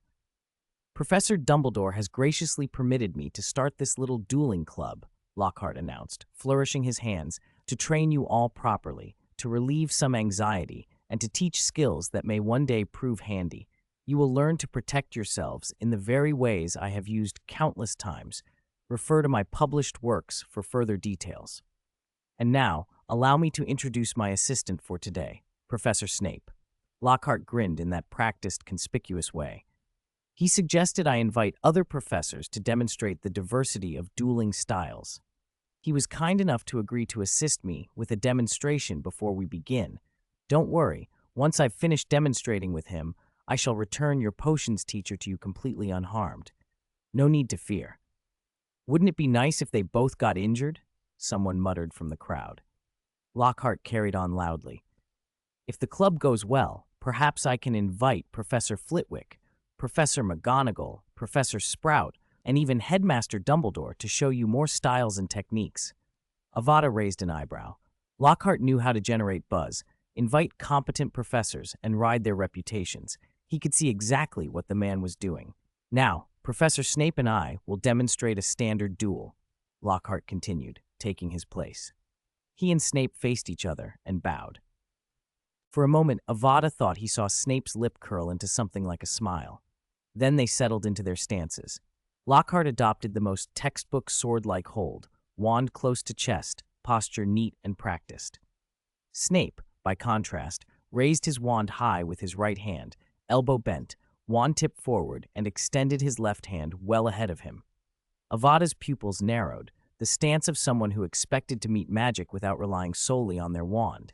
The outstretched left hand suggested confidence in blocking an initial assault with wandless magic. The drawn-back wand allowed for sweeping, powerful motions. Combined with that small, unreadable smile, Snape looked every inch a dangerous duelist. "As you can see, we hold our wands in the usual dueling stance," Lockhart announced to the quiet crowd. "On the count of 3, we will cast the first. Of course, neither of us will, or take the other's life. 1, 2, 3. Expelliarmus!" A bright red light shot from Snape's wand held high and struck Lockhart squarely. Lockhart barely reacted, was thrown backward off the stage, and his body slammed into the far wall before sliding slowly down to the floor. It was hardly theatrical. Snape could have blown Lockhart across the hall with a harsher curse, but he hadn't. He had demonstrated with precision and economy. The crowd reacted. Many students nodded. Snape's reputation for real skill was not unfounded. He was the professor who could solve accidents with a wave of his wand in a way Lockhart never could. Lockhart, however, rose with a practiced smile and stepped back onto the stage as if he'd intended the whole thing. "Did everyone see that?" he said, beaming. "Professor Snape just demonstrated a classic Expelliarmus. A fine spell, Severus. However, if I may say so, your intentions were rather obvious. I could have stopped or even knocked you down without any trouble at all." "Then I will demonstrate a complete dueling process for the students," Snape interrupted, his voice flat. There was a flicker, though, in his eyes, cold and sharp. "Ah, yes," Lockhart stammered, then tried to recover his composure. "Perhaps our level is too advanced for the students. It might make them overambitious. No, I know. Let us choose a pair of excellent students to demonstrate a duel that's both exciting and easy to follow." "I think that would be best," Snape said coolly. "Mr. Ken, Mr. Shafaki, could I ask you to come up onto the platform?" A surprised murmur ran through the hall. Lockhart hurriedly jumped down from the stage, plucked Avada and Baron from the crowd, and without another word, hauled them up onto the arena floor for show. "Look, everyone, look at these two," he cried, grinning that familiar, overbright smile. "Heroes who jointly defeated you-know-who in their second year, and they're the same year. Is there anyone more fitting to demonstrate than them? I could call Mr. Harry Potter up, but he's a year younger than Messrs. Avada and Baron, which would be a bit unfair, though I'm certain the Savior's strength is no less than these two." Snape snorted in disdain, but lowered his wand and, curiosity getting the better of him, watched the pair more closely. Avada brushed his fingers together and sent a quick mental link to Baron. "My injuries aren't fully healed yet. It's not safe to go all out. Let's just put on a show." "Okay," came the terse reply. "What year level should we stage it? 4th or 5th? 4th, Avada answered. 5th would be almost a real fight. Lockhart beamed relief and moved them into position. Those below should watch the rules. According to dueling etiquette, both sides must show their wands, raise them to chest height, but never point the tip at your opponent. That's overt provocation. He guided them through the motions. They raised their wands, bowed politely to one another, then turned to take their places at opposite edges of the stage. "When I count to 3, you may begin. Remember, unless one side yields or it's declared a draw, the duel ends only when someone is disarmed, knocked off the stage, or incapacitated. 1, 2, 3. Almost at once, Avada threw up a stone wall in front of him, reinforced the platform beneath his feet, and conjured a low ring of flames around himself. Baron mirrored him exactly. Reinforcement, wall, ring of fire. movements so in sync the audience could have sworn they were rehearsed. In fact, both had trained under Professor Baker and had learned the same pre-battle routine: build the field first, read the opponent, then strike. Their inclinations in magic differed, though, and with both limited to fourth-year scope. No disillusionment or full shield charms, their styles still had important differences. Two loud cracks split the air as the stone walls both exploded, shattered by carefully hidden tricks. Red motes of light streaked across the arena and were easily avoided. A python surged from the ground a few meters from Avada, coiling toward him, but Avada's reinforced footing let him counter and shatter the conjured serpent. Baron's eyes narrowed in concentration. Avada waved his wand, and a thick white mist poured across the stage, an attempt to blind and confuse, but Baron summoned a gust of wind to blow it away. For a heartbeat, the two stood frozen in the same rhythm, and then Avada vanished. "Dig 3 feet!" Baron barked, and the surface before him split. He was ready for a tunnel, except there was nothing beneath that cracked ground. He cursed, lashed his sleeve into a rope, and threw it to the ceiling, hoisting himself off the floor. The slab below him bubbled into water, and then, in an instant, froze into ice. If he had still been standing there, it would have trapped him waist-deep. "Impedimenta!" A wand cried from the ground, where Avada had reinforced it. Baron slammed up a shield and tried to answer with a wind blast, only for the rope holding him to snap and the ice beneath him to slump into a puddle of mud. A number of students in the crowd put it together in a rush. Avada had prepared a howler-like trap to shout impedimenta at the right moment, and a severing charm had cut Baron's rope to throw off his balance. The combination was timed to disrupt his response. The triple burst of magic had shaken Avada. His head throbbed from the mental strain, but Baron did not plunge into the mud. He instead landed above the broken patch and, exploiting the momentary opening, unleashed a volley of penetrating spells toward Avada's position. Someone below shouted, triumphant. Baron had been ready. His shield was misdirection to convince Avada he'd been tricked. The gust of wind had swung him forward so that when the rope broke, he would be on the offensive, not the defensive. Before the murmurs could finish, the blasted hole under Baron gushed with a raw, powerful stream of water. It shoved him free and carried him toward the arena's edge, closer to Avada, and then, with a sickening wobble, he tumbled off. On the other side of the stage, where the ice had been, a wet head broke the surface with a plop. Avada surfaced, shook the water from his hair, smiled, and raised his wand. He had dug a tunnel down to the water layer, and while Baron's attention had been on the rim of the stage, turned the ice back into water. Holding his breath, Avada had increased the pressure in the tunnel just enough that when Baron blasted open the ground, the resulting jet became a high-pressure water gun. It caught Baron unexpectedly and shoved him clear off the arena. Avada stood waist-deep for a moment, then wiped his face and kept his wand high, grinning like he'd meant every inch of it. 115, the power of natal spells. "Wonderful aguamenti, Mr. Ken." Lockhart clapped his hands, beaming. "See? The hero who defeated Lord Voldemort already has 6th-year level spells down in his 3rd year. Mr. Shafeke is almost as good. Though I must say, your intentions were a bit too obvious. That makes it easy for someone to seize the rhythm and turn the tables. If it were me, I don't think that last move was aguamenti, Professor Lockhart." Snape, arms folded at the side of the platform, cut in coolly. That was merely pressure applied to the water. The spray bore obvious transfiguration traces. It has now reverted to stone. Ahem, I mean, Lockhart's stammering was ignored as Snape flicked his wand. The shattered dueling platform snapped back into its original state. Dueling platforms are specially reinforced to ensure fairness between opponents. Strictly speaking, your fighting style didn't belong to dueling.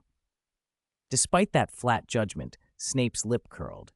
Although it doesn't conform to the normal rules, given their skill level, not bad. Nearby students stared. Ron rubbed his eyes. Snape's actually smiling and praising someone? Harry, who'd noticed something different in Snape since the start of term, found it almost unbelievable. He was more interested in the 2 third-years' ability than anything else. Hermione elbowed Percy. "How do they compare to you?" "Very powerful," Percy said gravely. "Their strength already puts me under considerable pressure. I'm not used to that kind of subtle fighting style. If I had to duel them, I couldn't guarantee a win. And they're only in their 3rd year. I certainly wasn't at this level then. Hermione covered her face. I remember we thought we might try to stop him. Harry and Ron went red. They remembered the previous term when they'd suspected Snape of stealing the Philosopher's Stone and had considered more aggressive measures. Fortunately, they'd held back. All right. Lockhart recovered his showman's voice. The demonstration is over. Now, we'll learn today's first spell, the Expelliarmus that Professor Snape just used. As you can see, that spell made me lose my wand. A wizard without a wand has almost no chance against one with a wand, unless the difference between them is overwhelming. I dare say I could handle most of you, even without a wand. I'd like 2 students to assist Professor Snape and me, Mr. Longbottom and Mr. Finch-Fletchley, perhaps. That's not a good idea, Professor Lockhart. Snape slid off the platform like a bat unfolding its wings, his black robes sweeping behind him. Teaching Longbottom this spell would take half a term, and I don't imagine the students below are prepared to wait that long. And if I let him cast freely, I can't be sure whether he or Finch-Fletchley would end up in the hospital first. Neville's round face burned a deeper red. Snape's lips twisted. How about Malfoy and Potter? My favored pupil and the savior who defeated you-know-who twice. They must get along famously. He looked at them with contempt. Excellent. Mr. Potter, Mr. Malfoy, please come forward. Professor Snape and I will each teach you Expelliarmus. Harry sprang onto the stage and glanced at Malfoy. The boy looked oddly reluctant. Harry couldn't tell why. Does he not want to show off? Is he scared because I defeated Voldemort again? I should have told everyone Ken and Baron were the real ones who did it, he thought, but Lockhart sidled close. Come, Harry, I'll teach you. Lockhart's voice dropped to a conspiratorial whisper. When I count to 3, you start casting. Do it like this. He made a series of theatrical jerking wand motions and stamped an absurd rhythm with his feet. That's it. Got it? Harry rolled his eyes and turned to watch Snape. He couldn't hear every word, but he watched the professor's precise wand movements and mentally stored their cadence. He still remembered the sound of the incantation. Something seemed to flow from his wand down his arm, a peculiar, urging insistence, like the wand itself asking, "Want to try?" As Snape finished his brief instruction, Malfoy finally faced Harry with a cold glare. Now bow. Harry didn't want to bow, but when Malfoy surprisingly bowed first, Harry paused and gave a slight bow in return. Do nothing else. Only use Expelliarmus to disarm your opponent. Lockhart patted Harry's shoulder. Just do as I demonstrated. 1, 2. Harry watched Malfoy's every move, certain the Slytherin would sneak an attack. He was taken aback when Malfoy obeyed the count. 3, go. Malfoy's wand gave a muffled thud and then sputtered a few red sparks as if shorting out. The effect made Snape's expression go several shades darker. Startled, Harry raised his wand and focused on Snape's motions. The intuition surged again, guiding his arm and wrist. Expelliarmus! A brilliant jet of red light shot from Harry's wand, struck Malfoy squarely in the chest, and sent him flying backward. The hawthorn wand made a perfect arc through the air and landed in Harry's hand. He stared at the familiar wand in disbelief. He had succeeded on his first try, without anyone teaching him directly. Lockhart nearly jumped with joy. A perfect Expelliarmus, Harry! What talent! You owe this to my effective teaching. Ha! You see, Severus? Snape snorted, annoyed. With a quick flick, he produced a strong tug. Harry felt the force wrench Malfoy's wand from his grasp into Snape's hand, and then Snape returned it to a sitting-up, glaring Malfoy. Malfoy hissed at Harry, snatched his wand back, and scurried off the platform without another word. 116. The Marauder's map failed, as expected of a born master of Expelliarmus. Avada, rubbing his temples beneath the stage, praised silently. To be honest, in every aspect of defense against the dark arts, Harry could be considered a natural. He picked up combat spells quickly. Shield Charms, Stupefy, Expelliarmus, Snape's own concoctions, Levicorpus Insectum Sempra, even Imperio. He learned them with ease and had become the de facto leader of DA. Yet the way he met Expelliarmus against Avada Kedavra had been truly impressive. Suddenly, Avada felt like something was watching him. He shook his head to clear the strange sensation. But Malfoy's performance today is different, he thought. In the original sequence, Malfoy not only struck first, but also produced a snake with a botched charm, forcing Harry to speak Parseltongue. Why is he so restrained this time? If Avada lacked clairvoyant senses, he might have suspected Malfoy had been influenced by Tom Riddle's diary, but under observation there was no sign of outside interference in Malfoy's mind. No extra soul fragments among his things. He simply seemed very nervous. That made sense. Anyone who'd just seen their nemesis unexpectedly defeat their idol wouldn't feel great. And with Slytherin suffering the most from the recent fainting incidents, nervousness and restraint facing Harry were natural reactions. In fact, anyone acting arrogant and overbearing right then would have been the odd one out. Well, that demonstration is over, Gilderoy Lockhart announced triumphantly. Next, I'd like Professor Snape to explain how to cast Expelliarmus. I think Professor Snape deserves a chance to prove he can teach it properly.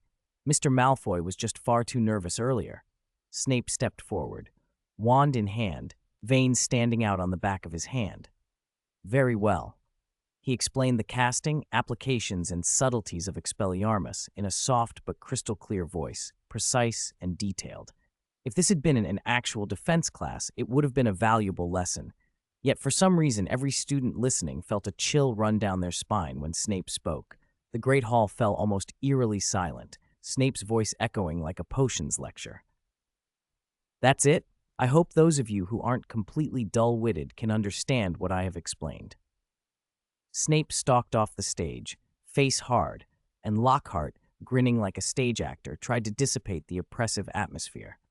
Very good. I'm sure that with Professor Snape's explanation, everyone now has a basic understanding of Expelliarmus. Next, I will pair you up so you can practice the spell. Professor Snape, if you'd be so kind.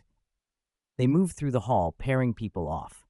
Neville and Justin teamed up. Harry naturally paired with Ron. Hermione went over to guide Ginny, who still looked uncertain. In Hufflepuff, Cedric and Gabriel Truman worked together, and Shabby was instructing Hannah Abbott. Baron had been taken by Snape, and the two were whispering quietly. Hey, Ken, want to spar? George suddenly appeared and waved Avada over. Fred left me alone to find Angelina. And you won't believe it, Percy just gave you a very high evaluation. Even he thinks he might not always beat you. All right. Avada's headache had faded considerably, and there wouldn't be any heavy combat coming up, so he nodded, drew his wand, and stood opposite George. Lockhart returned to the stage. Face your partners, bow, raise your wands, and get ready. When I count to 3, cast Expelliarmus to disarm your opponent. Only disarm. We don't want any accidents. 1, 3, begin. At Lockhart's command, the Great Hall erupted. First years, clueless, were discarding their wands and resorting to fists. Second and third years grimaced as sparks flew. Fourth and fifth years experimented cautiously with the new spell, whilst sixth and seventh years launched into proper duels, relishing the chance to use more advanced magic. I said, only disarm, Lockhart shrieked from the stage, but by then, no one could hear him. Avada and George, both confident with Expelliarmus, boredly tossed wands at each other while chatting. I heard you and Fred have been researching the fainting incidents. Any progress? Avada asked as he returned George's wand. Unfortunately, no, George said with a sigh. Now even we wonder whether it's a human attack. George hit Avada's wand with an Expelliarmus, sending it flying, then tossed it back with a flourish. To be honest, we have a magical map that shows everyone's location inside the castle. But we're fifth years, and our main focus is those blasted ODULs, so we can't stare at the map 24 hours a day. So you gave up? We rigged a magical film and camera, put the map in the dorm, and set the camera to take continual pictures, recording everything on the magical film. Good idea. But, George sighed again, we found nothing. The fainting incidents happened where people congregated, and the people who showed up around them followed no pattern. We wasted half a month. At least you tried, Avada said, accepting his wand back. His expression fell. So what's the plan? Are we all supposed to carry a healing potion now? Someone sees you collapse, pours it down your throat, and you get up and carry on as if nothing happened? Don't say that. That would actually be fun, George brightened. I could brew a hair-raising potion into my potion and see who collapses in front of me, but that probably won't happen, which is a shame. Why not? Avada asked, eyebrow twitching. You don't know? George's face went a bit smug. The Board of Governors has formed an investigation team and are preparing to come into Hogwarts. We're watching history. The board seldom intervenes directly in the school's affairs. Outside, everyone's criticizing Dumbledore. They say he can't even handle this small matter and that he's old and senile and should retire. Thinking about it, Dumbledore must be over 100, right? He must be one of the oldest headmasters in Hogwarts' history. 117.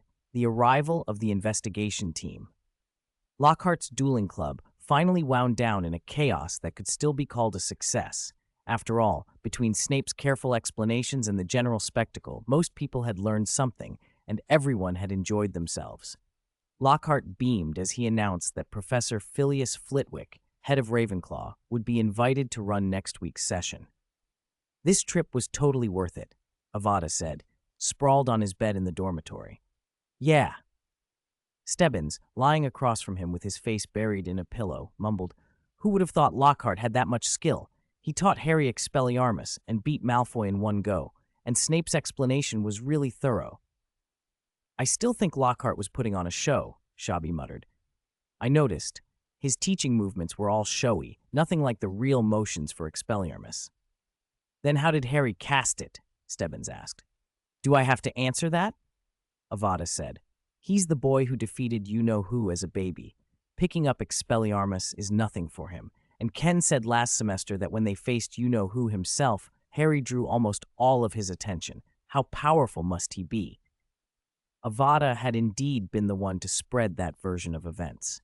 Faced with the eager questions of his peers, he'd given a neat summary. Harry had held Lord Voldemort's mind alone. While Voldemort was distracted, Baron had slipped in and set a trap. Avada had secretly used a powerful magical artifact from the Shafiq family to wound Voldemort, and finally, Dumbledore had arrived to finish the job. When people later asked Harry and Baron to confirm, they'd stammered and realized they couldn't contradict him. None of it was false. The next morning in the Great Hall, students arrived to find a long row of adults in black robes standing before the staff table. Dumbledore sat in the center, his face unusually grave as he spoke in low tones with Professor Sprout. When most of the students had finished breakfast, Dumbledore stood. The hall fell silent. The line of black-robed wizards turned in unison, scanning the room. Everyone, Dumbledore said, but his expression quickly lightened into a smile. If I may take a moment of your breakfast, I have 2 pieces of good news. First, Professor Sprout has just confirmed that the second batch of healing potions has passed its final tests. Those students who have been in a coma will need only another week of treatment before they can be discharged, fully recovered and returning to normal school life with no lingering after effects. You will be reunited with your absent friends. A cheer went up. In the past month, dozens had fallen into comas, among them a prefect and a Quidditch captain, which had disrupted social life and left everyone on edge. Once they're discharged, the professors will hold intensive remedial classes by year group, Dumbledore continued. I also hope you'll offer them help in their studies and lives. After the cheers died down, Dumbledore went on. The second piece of good news is that Hogwarts will receive powerful assistance to help solve this long-standing problem and better protect everyone's safety.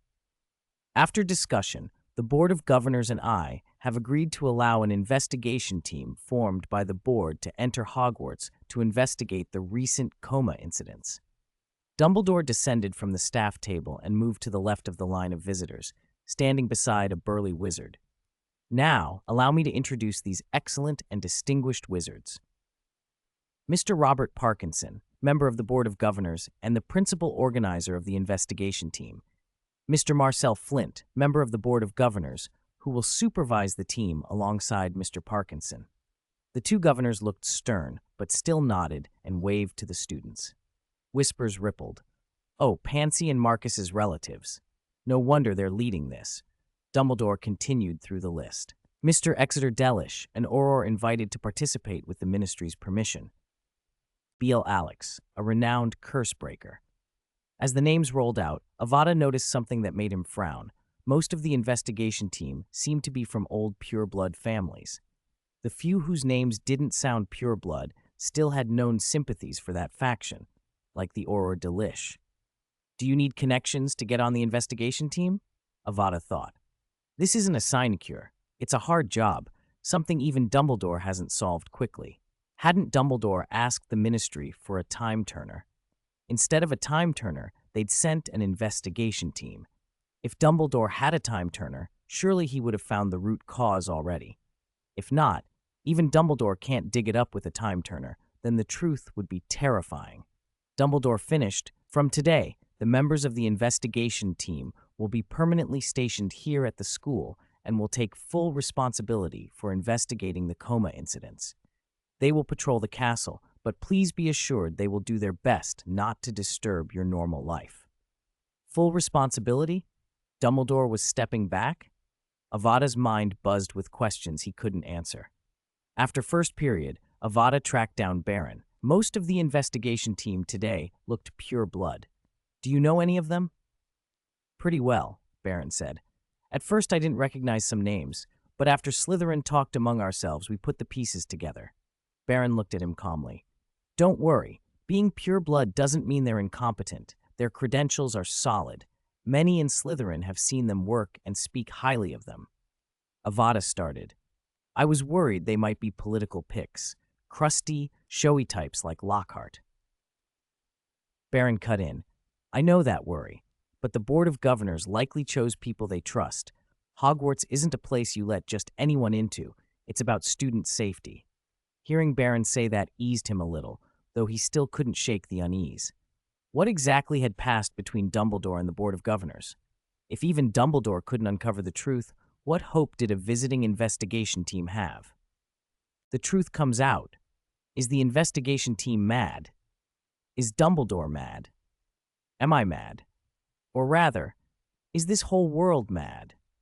That was the inner chorus of Avada and everyone else gathered in front of the notice board. The new posting had landed like another one of those impossible, orbiting orbs of light. Everyone was stunned. "How is that even possible?" Avada murmured, still in a daze. "Are you sure Fred and George didn't sneak something up there? Is today April Fool's?"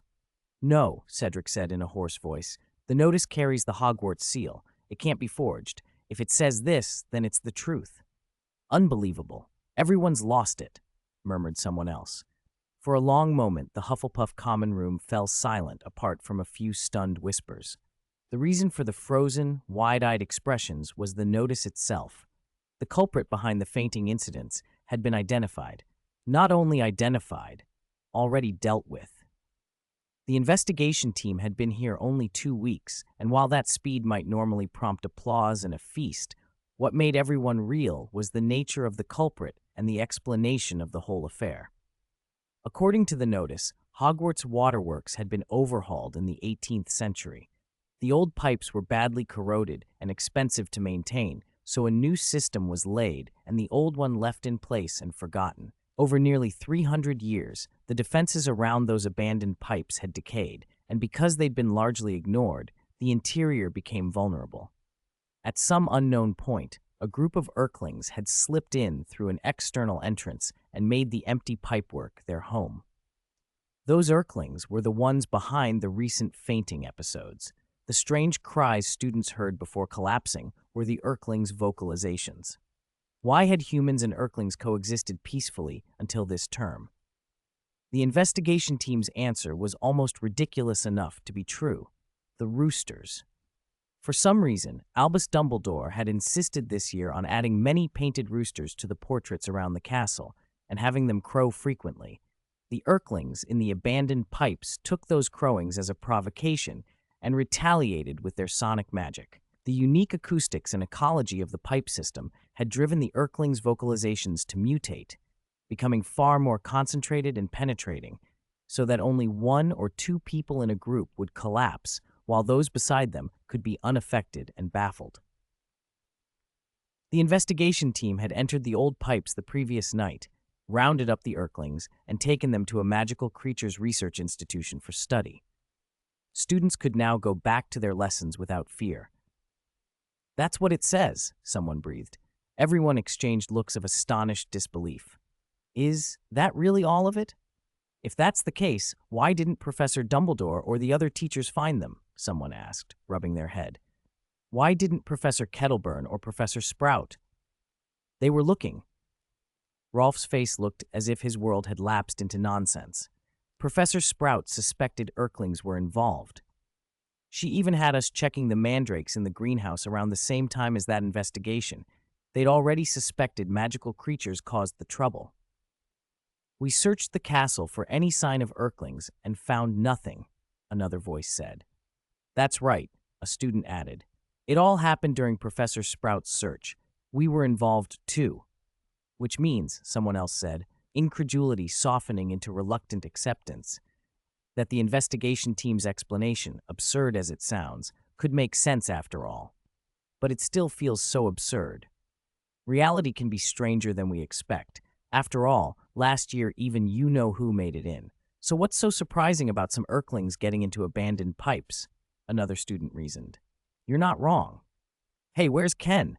Avada cut through the murmurs and climbed to his feet. He hurried from the common room, went through the portrait hole, and, after the stone gargoyle stepped aside, rushed up the spiral staircase toward Dumbledore's office. He shouted the password on his way up, breathless with urgency. Fizzing whizbees, cockroach clusters, bloody lollipops, Birdie Bots every flavor beans, lemon drops, chocolate frogs. He reached the office door and found it ajar. From inside came a tumult of voices. This is impossible. I'd stake my limbs on it. Kettleburn was shouting. The old pipes open into the depths of the Black Lake. Even if every filtration and defense failed, what kind of Erklings could dive dozens of meters down? Another voice thundered. Hagrid's gruff, hesitant reply drifted through. But the investigation team said those Erklings showed new evolutionary trends. Maybe they can dive? You think that's likely, Hagrid? Kettleburn roared. I reckon I could teach 'em, given time. Hagrid grumbled. You are a magical creatures master, Kettleburn snapped. To do that, you'd have to raise scores of Erklings, research and refine their magic, and make those changes heritable. Even then, it'd take years. But those purebloods say the Erklings mutated naturally, another voice protested. Nature holds every possibility, the other replied. An old, deep, quietly magical voice cut through and instantly hushed the argument. I understand the facts you've all presented. I will make a decision on this matter. Be at ease. And we shouldn't keep our guest waiting any longer. Ken, do you need me? Dumbledore added, the calm authority in his tone ending the dispute as surely as any spell. Avada pushed the door open and stepped into the headmaster's office. Dumbledore sat behind his desk. Hagrid stood before it, towering and broad, and Professor Kettleburn, tall in his own right but almost dwarfed beside Hagrid, was gasping for breath, his face flushed a deep red. Professor, Avada said. Dumbledore nodded toward Hagrid and Kettleburn. They returned two rather strained smiles. Then Avada began, Professor, is it true what the announcement said? Did you use a time? Sylvanas, Hagrid, could you two step out for a moment? Dumbledore interrupted, raising a hand. He looked over at Kettleburn and Hagrid. I'd like to speak with Ken alone about what comes next. All right, Professor, Kettleburn grumbled, still struggling for breath. But please, be careful. Thank you for the reminder, Sylvanas. I'll remember, Dumbledore said with a small smile. Once the two senior staff had been guided from the office, Dumbledore inclined his head to Avada and waited for him to continue. Professor, is the announcement true? And is that what you found out with a time turner? Avada asked. I think that's the problem, Ken. Dumbledore leaned back, adopting a leisurely posture. I didn't obtain the time turner. What? Why not? The very day you suggested it, I wrote to the Ministry asking to borrow one, hoping it would allow me to look into the fainting incidents, Dumbledore explained. Given my position, I expected no refusal, but a few days later, the Ministry suddenly began adhering strictly to regulations. It turns out the rules don't explicitly allow the headmaster of Hogwarts, nor the head of the Wizengamot, to apply directly for a time turner. They told me I would have to go through a lengthy application process and a personal assessment. Even if it succeeded, it would take months, half a year, they said. Avada's eyes widened. And then, almost the same day I received their reply, news came that the majority of the Board of Governors had agreed to send an investigation team to reside at Hogwarts. Dumbledore's expression darkened a touch. Avada frowned. They set a trap for you? Exactly the same thought as Professor Kettleburn, Dumbledore said with a wry smile. Why do you think that? This was my oversight, Dumbledore sighed, and the lightness left his face. The reaction from the stubborn pureblood faction exceeded my expectations. You mean the faction stirred up by your speech at the end of last term? Avada said. Indeed. Dumbledore rubbed his hands together as if trying to smooth over something. Last term I said, quite bluntly, that I wanted to change the ingrained bloodline prejudices in our community, but that I did not intend to attack the immediate interests of pureblood families. I even acknowledged the ancient glories of certain families. With Voldemort defeated, I thought those things would calm them down. I was wrong. So from the fainting incidents to the time-turner denial, you think it's all a conspiracy by that faction to get revenge on you? Avada's disbelief showed. Even after Voldemort's fall, to have the bravado to conspire against Albus Dumbledore seemed unthinkable. Perhaps, Dumbledore said. Perhaps not. The investigation team bypassed me and published their findings. They took all the so-called Erklings away, leaving none for me to examine, and they wouldn't let me see them. I can't produce ironclad proof that they are behind everything or that the Erklings' attack was fabricated. Isn't their intention obvious? Avada pressed. Professor Kettleburn said Erklings couldn't possibly dive dozens of meters underwater or burrow through pipes. If you just told people that, wouldn't the conspiracy fall apart? That might be enough within the school, Dumbledore said gently, seeing the impatience on the younger man's face. But what about the wider magical community? If they wanted to, they could put this on the front page of the Daily Prophet tomorrow. A scathing article about how Albus Dumbledore needlessly panicked Erklings with roosters, how he groped about for a month and failed. That research institution would then issue a report claiming the Erklings had mutated to dive. And what would happen then? An angry public would rise against you.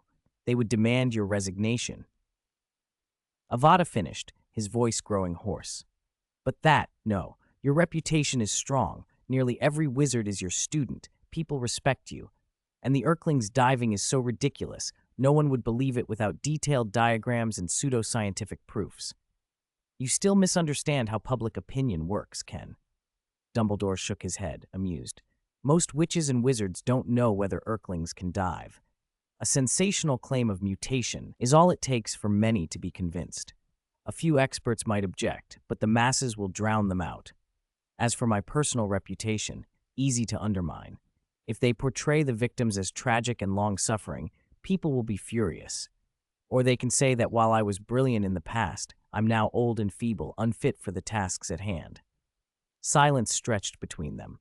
Avada lowered his head, thought, and then looked up again, resolve firming in his eyes. Fire me, Professor. Dumbledore blinked. Why? It was my erroneous prophecy that led you to place the roosters in the paintings. Avada's voice grew steady. People could say I fabricated the trigger, that I secretly put the roosters there, and you approved them because you trusted my reading. If I'm the one dismissed, your responsibility is reduced. It buys you time to prepare a counterattack.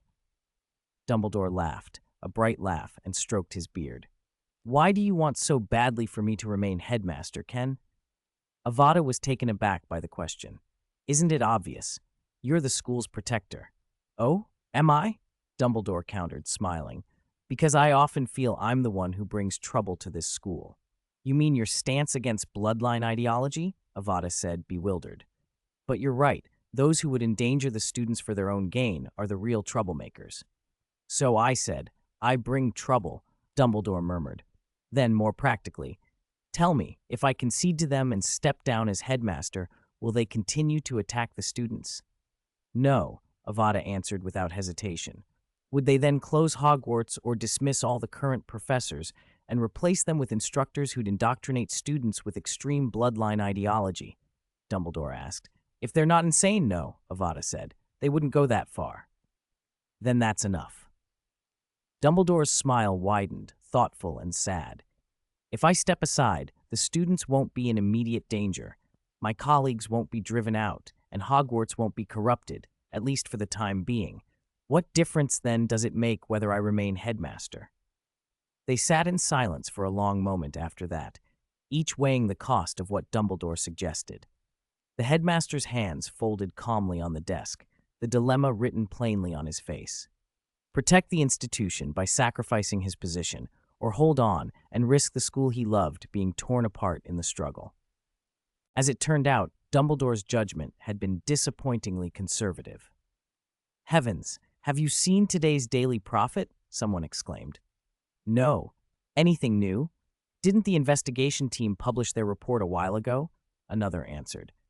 "It's the investigation team's report, yes, but—" A few days later, early in the morning, students and professors who had already received the Prophet could hardly believe what they were reading. Owl feathers drifted unnoticed into breakfast bowls as everyone clutched their newspapers, reading in stunned silence or arguing heatedly with flushed faces. Even the teachers at the high table looked grim. The Prophet's headline screamed, "Albus Dumbledore's serious dereliction of duty may have been ongoing for a considerable period." Beneath the headline, the article explained that after Hogwarts' Board of Governors had independently formed an investigation team and entered the school, the mystery of students falling into comas, an issue that had tormented families and the wider wizarding community, had been completely solved within 2 weeks. What shocked people was that the root cause, once treated as a grave safety concern, had turned out to be surprisingly simple, even absurd. The paper reproduced the investigation team's report word for word. According to the report, those Erklings had indeed undergone mutations matching the described conditions. Yet, even such an unpredictable phenomenon had been fully investigated and explained by the team in 2 weeks.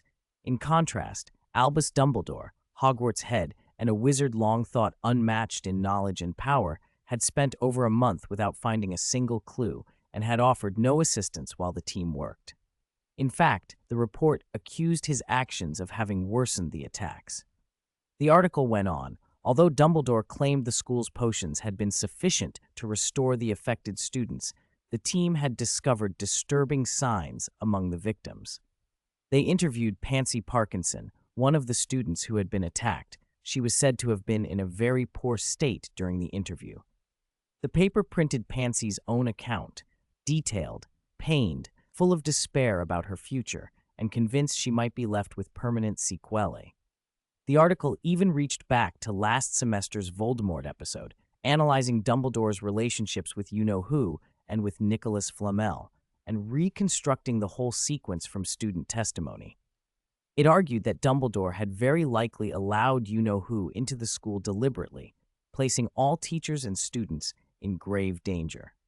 In short, the piece condemned nearly every one of Dumbledore's actions since becoming headmaster in scathing, almost accusatory terms, accusing him of muddled, senile decisions that repeatedly endangered everyone at Hogwarts. A low, muffled roar rolled through the great hall. All heads turned to the doors as they opened slowly, and 7 solemn-faced wizards stepped in. "It's the Board of Governors," someone breathed. "Parkinson, Flint, Alex, more than half of them are here." An excited whisper went around. There were 12 governors in all. 7 present meant they could speak with the authority of the entire board and override the headmaster. "I regret interrupting your breakfast, professors, students," Robert Parkinson announced as he stepped forward. There was no trace of apology in his voice. "By unanimous decision of the Board of Governors, we are making a very important personnel change at Hogwarts, and we believe it is necessary to inform the whole school at once." The professors on the staff table grew even grimmer, and when eyes fell on the empty chair in the center, everyone understood what was coming. "You have all seen the investigation team's report, and many of you have read the Daily Prophet," Parkinson continued. "Perhaps those of you sitting here feel it doesn't concern you. You are safe and well, you've been here at school for years, and some of you spent last year under the same roof as you-know-who and survived. But that does not mean the danger and hidden risks can be ignored. Of the 7 governors who have come today, including myself, 4 have relatives who were harmed by the coma incident. Some have still not woken up, others face an uncertain future. You may not know this, but the voices outside are almost united against Hogwarts. Parents do not want to send their children to a school seen as so dangerous, and the Ministry of Magic has made it clear it does not want such an unstable factor to continue at Hogwarts. Parkinson drew a parchment from his robe, unrolled it, and cast a clear magical projection of its contents for everyone to see. It was a letter of dismissal and appointment, stamped with the signatures and consent of all 12 governors. I regret to announce the official dismissal of Albus Dumbledore from his position as headmaster. He sighed, but his voice stayed steady. He was once one of Britain's greatest wizards who contributed to magical research, helped maintain peace in the wizarding world, and protected this school. But it is now plain that he is unable to protect the school and has lost the judgment necessary to lead Hogwarts into the future. As those words died away, the Great Hall fell utterly silent. The students at the 4 long tables glanced at one another, speechless. For most of them, Dumbledore had always been kind, wise, and powerful. The rambling speeches at the start of term feast, his peculiar little nightcap, the gentle face on chocolate frog cards had long fixed him in their imaginations. Yet, the investigation team had solved in 2 weeks what Dumbledore had failed to solve in a month, and the prophet's analysis seemed persuasive. If the paper and Parkinson were telling the truth, if Dumbledore really was as the report suggested. As for the appointment of the new headmaster, Parkinson said, drawing another parchment and projecting it as well. It, too, bore the collective signatures of the 12 governors and an unexpected name. By unanimous decision of the Board of Governors, we appoint Severus Snape as the new headmaster of Hogwarts. The necessary procedures have been completed, and this appointment is effective immediately. Snape? The Great Hall erupted. Logically, if Dumbledore were removed, the new headmaster ought to have been the deputy headmistress, Professor Minerva McGonagall. The uproar grew when McGonagall herself remained silent, as did the other teachers, and all at once Severus Snape rose. He bowed deeply to the students, walked to the center of the high table, and took the seat that had belonged to Dumbledore, sitting down slowly and deliberately as the hall looked on in stunned, uneasy silence.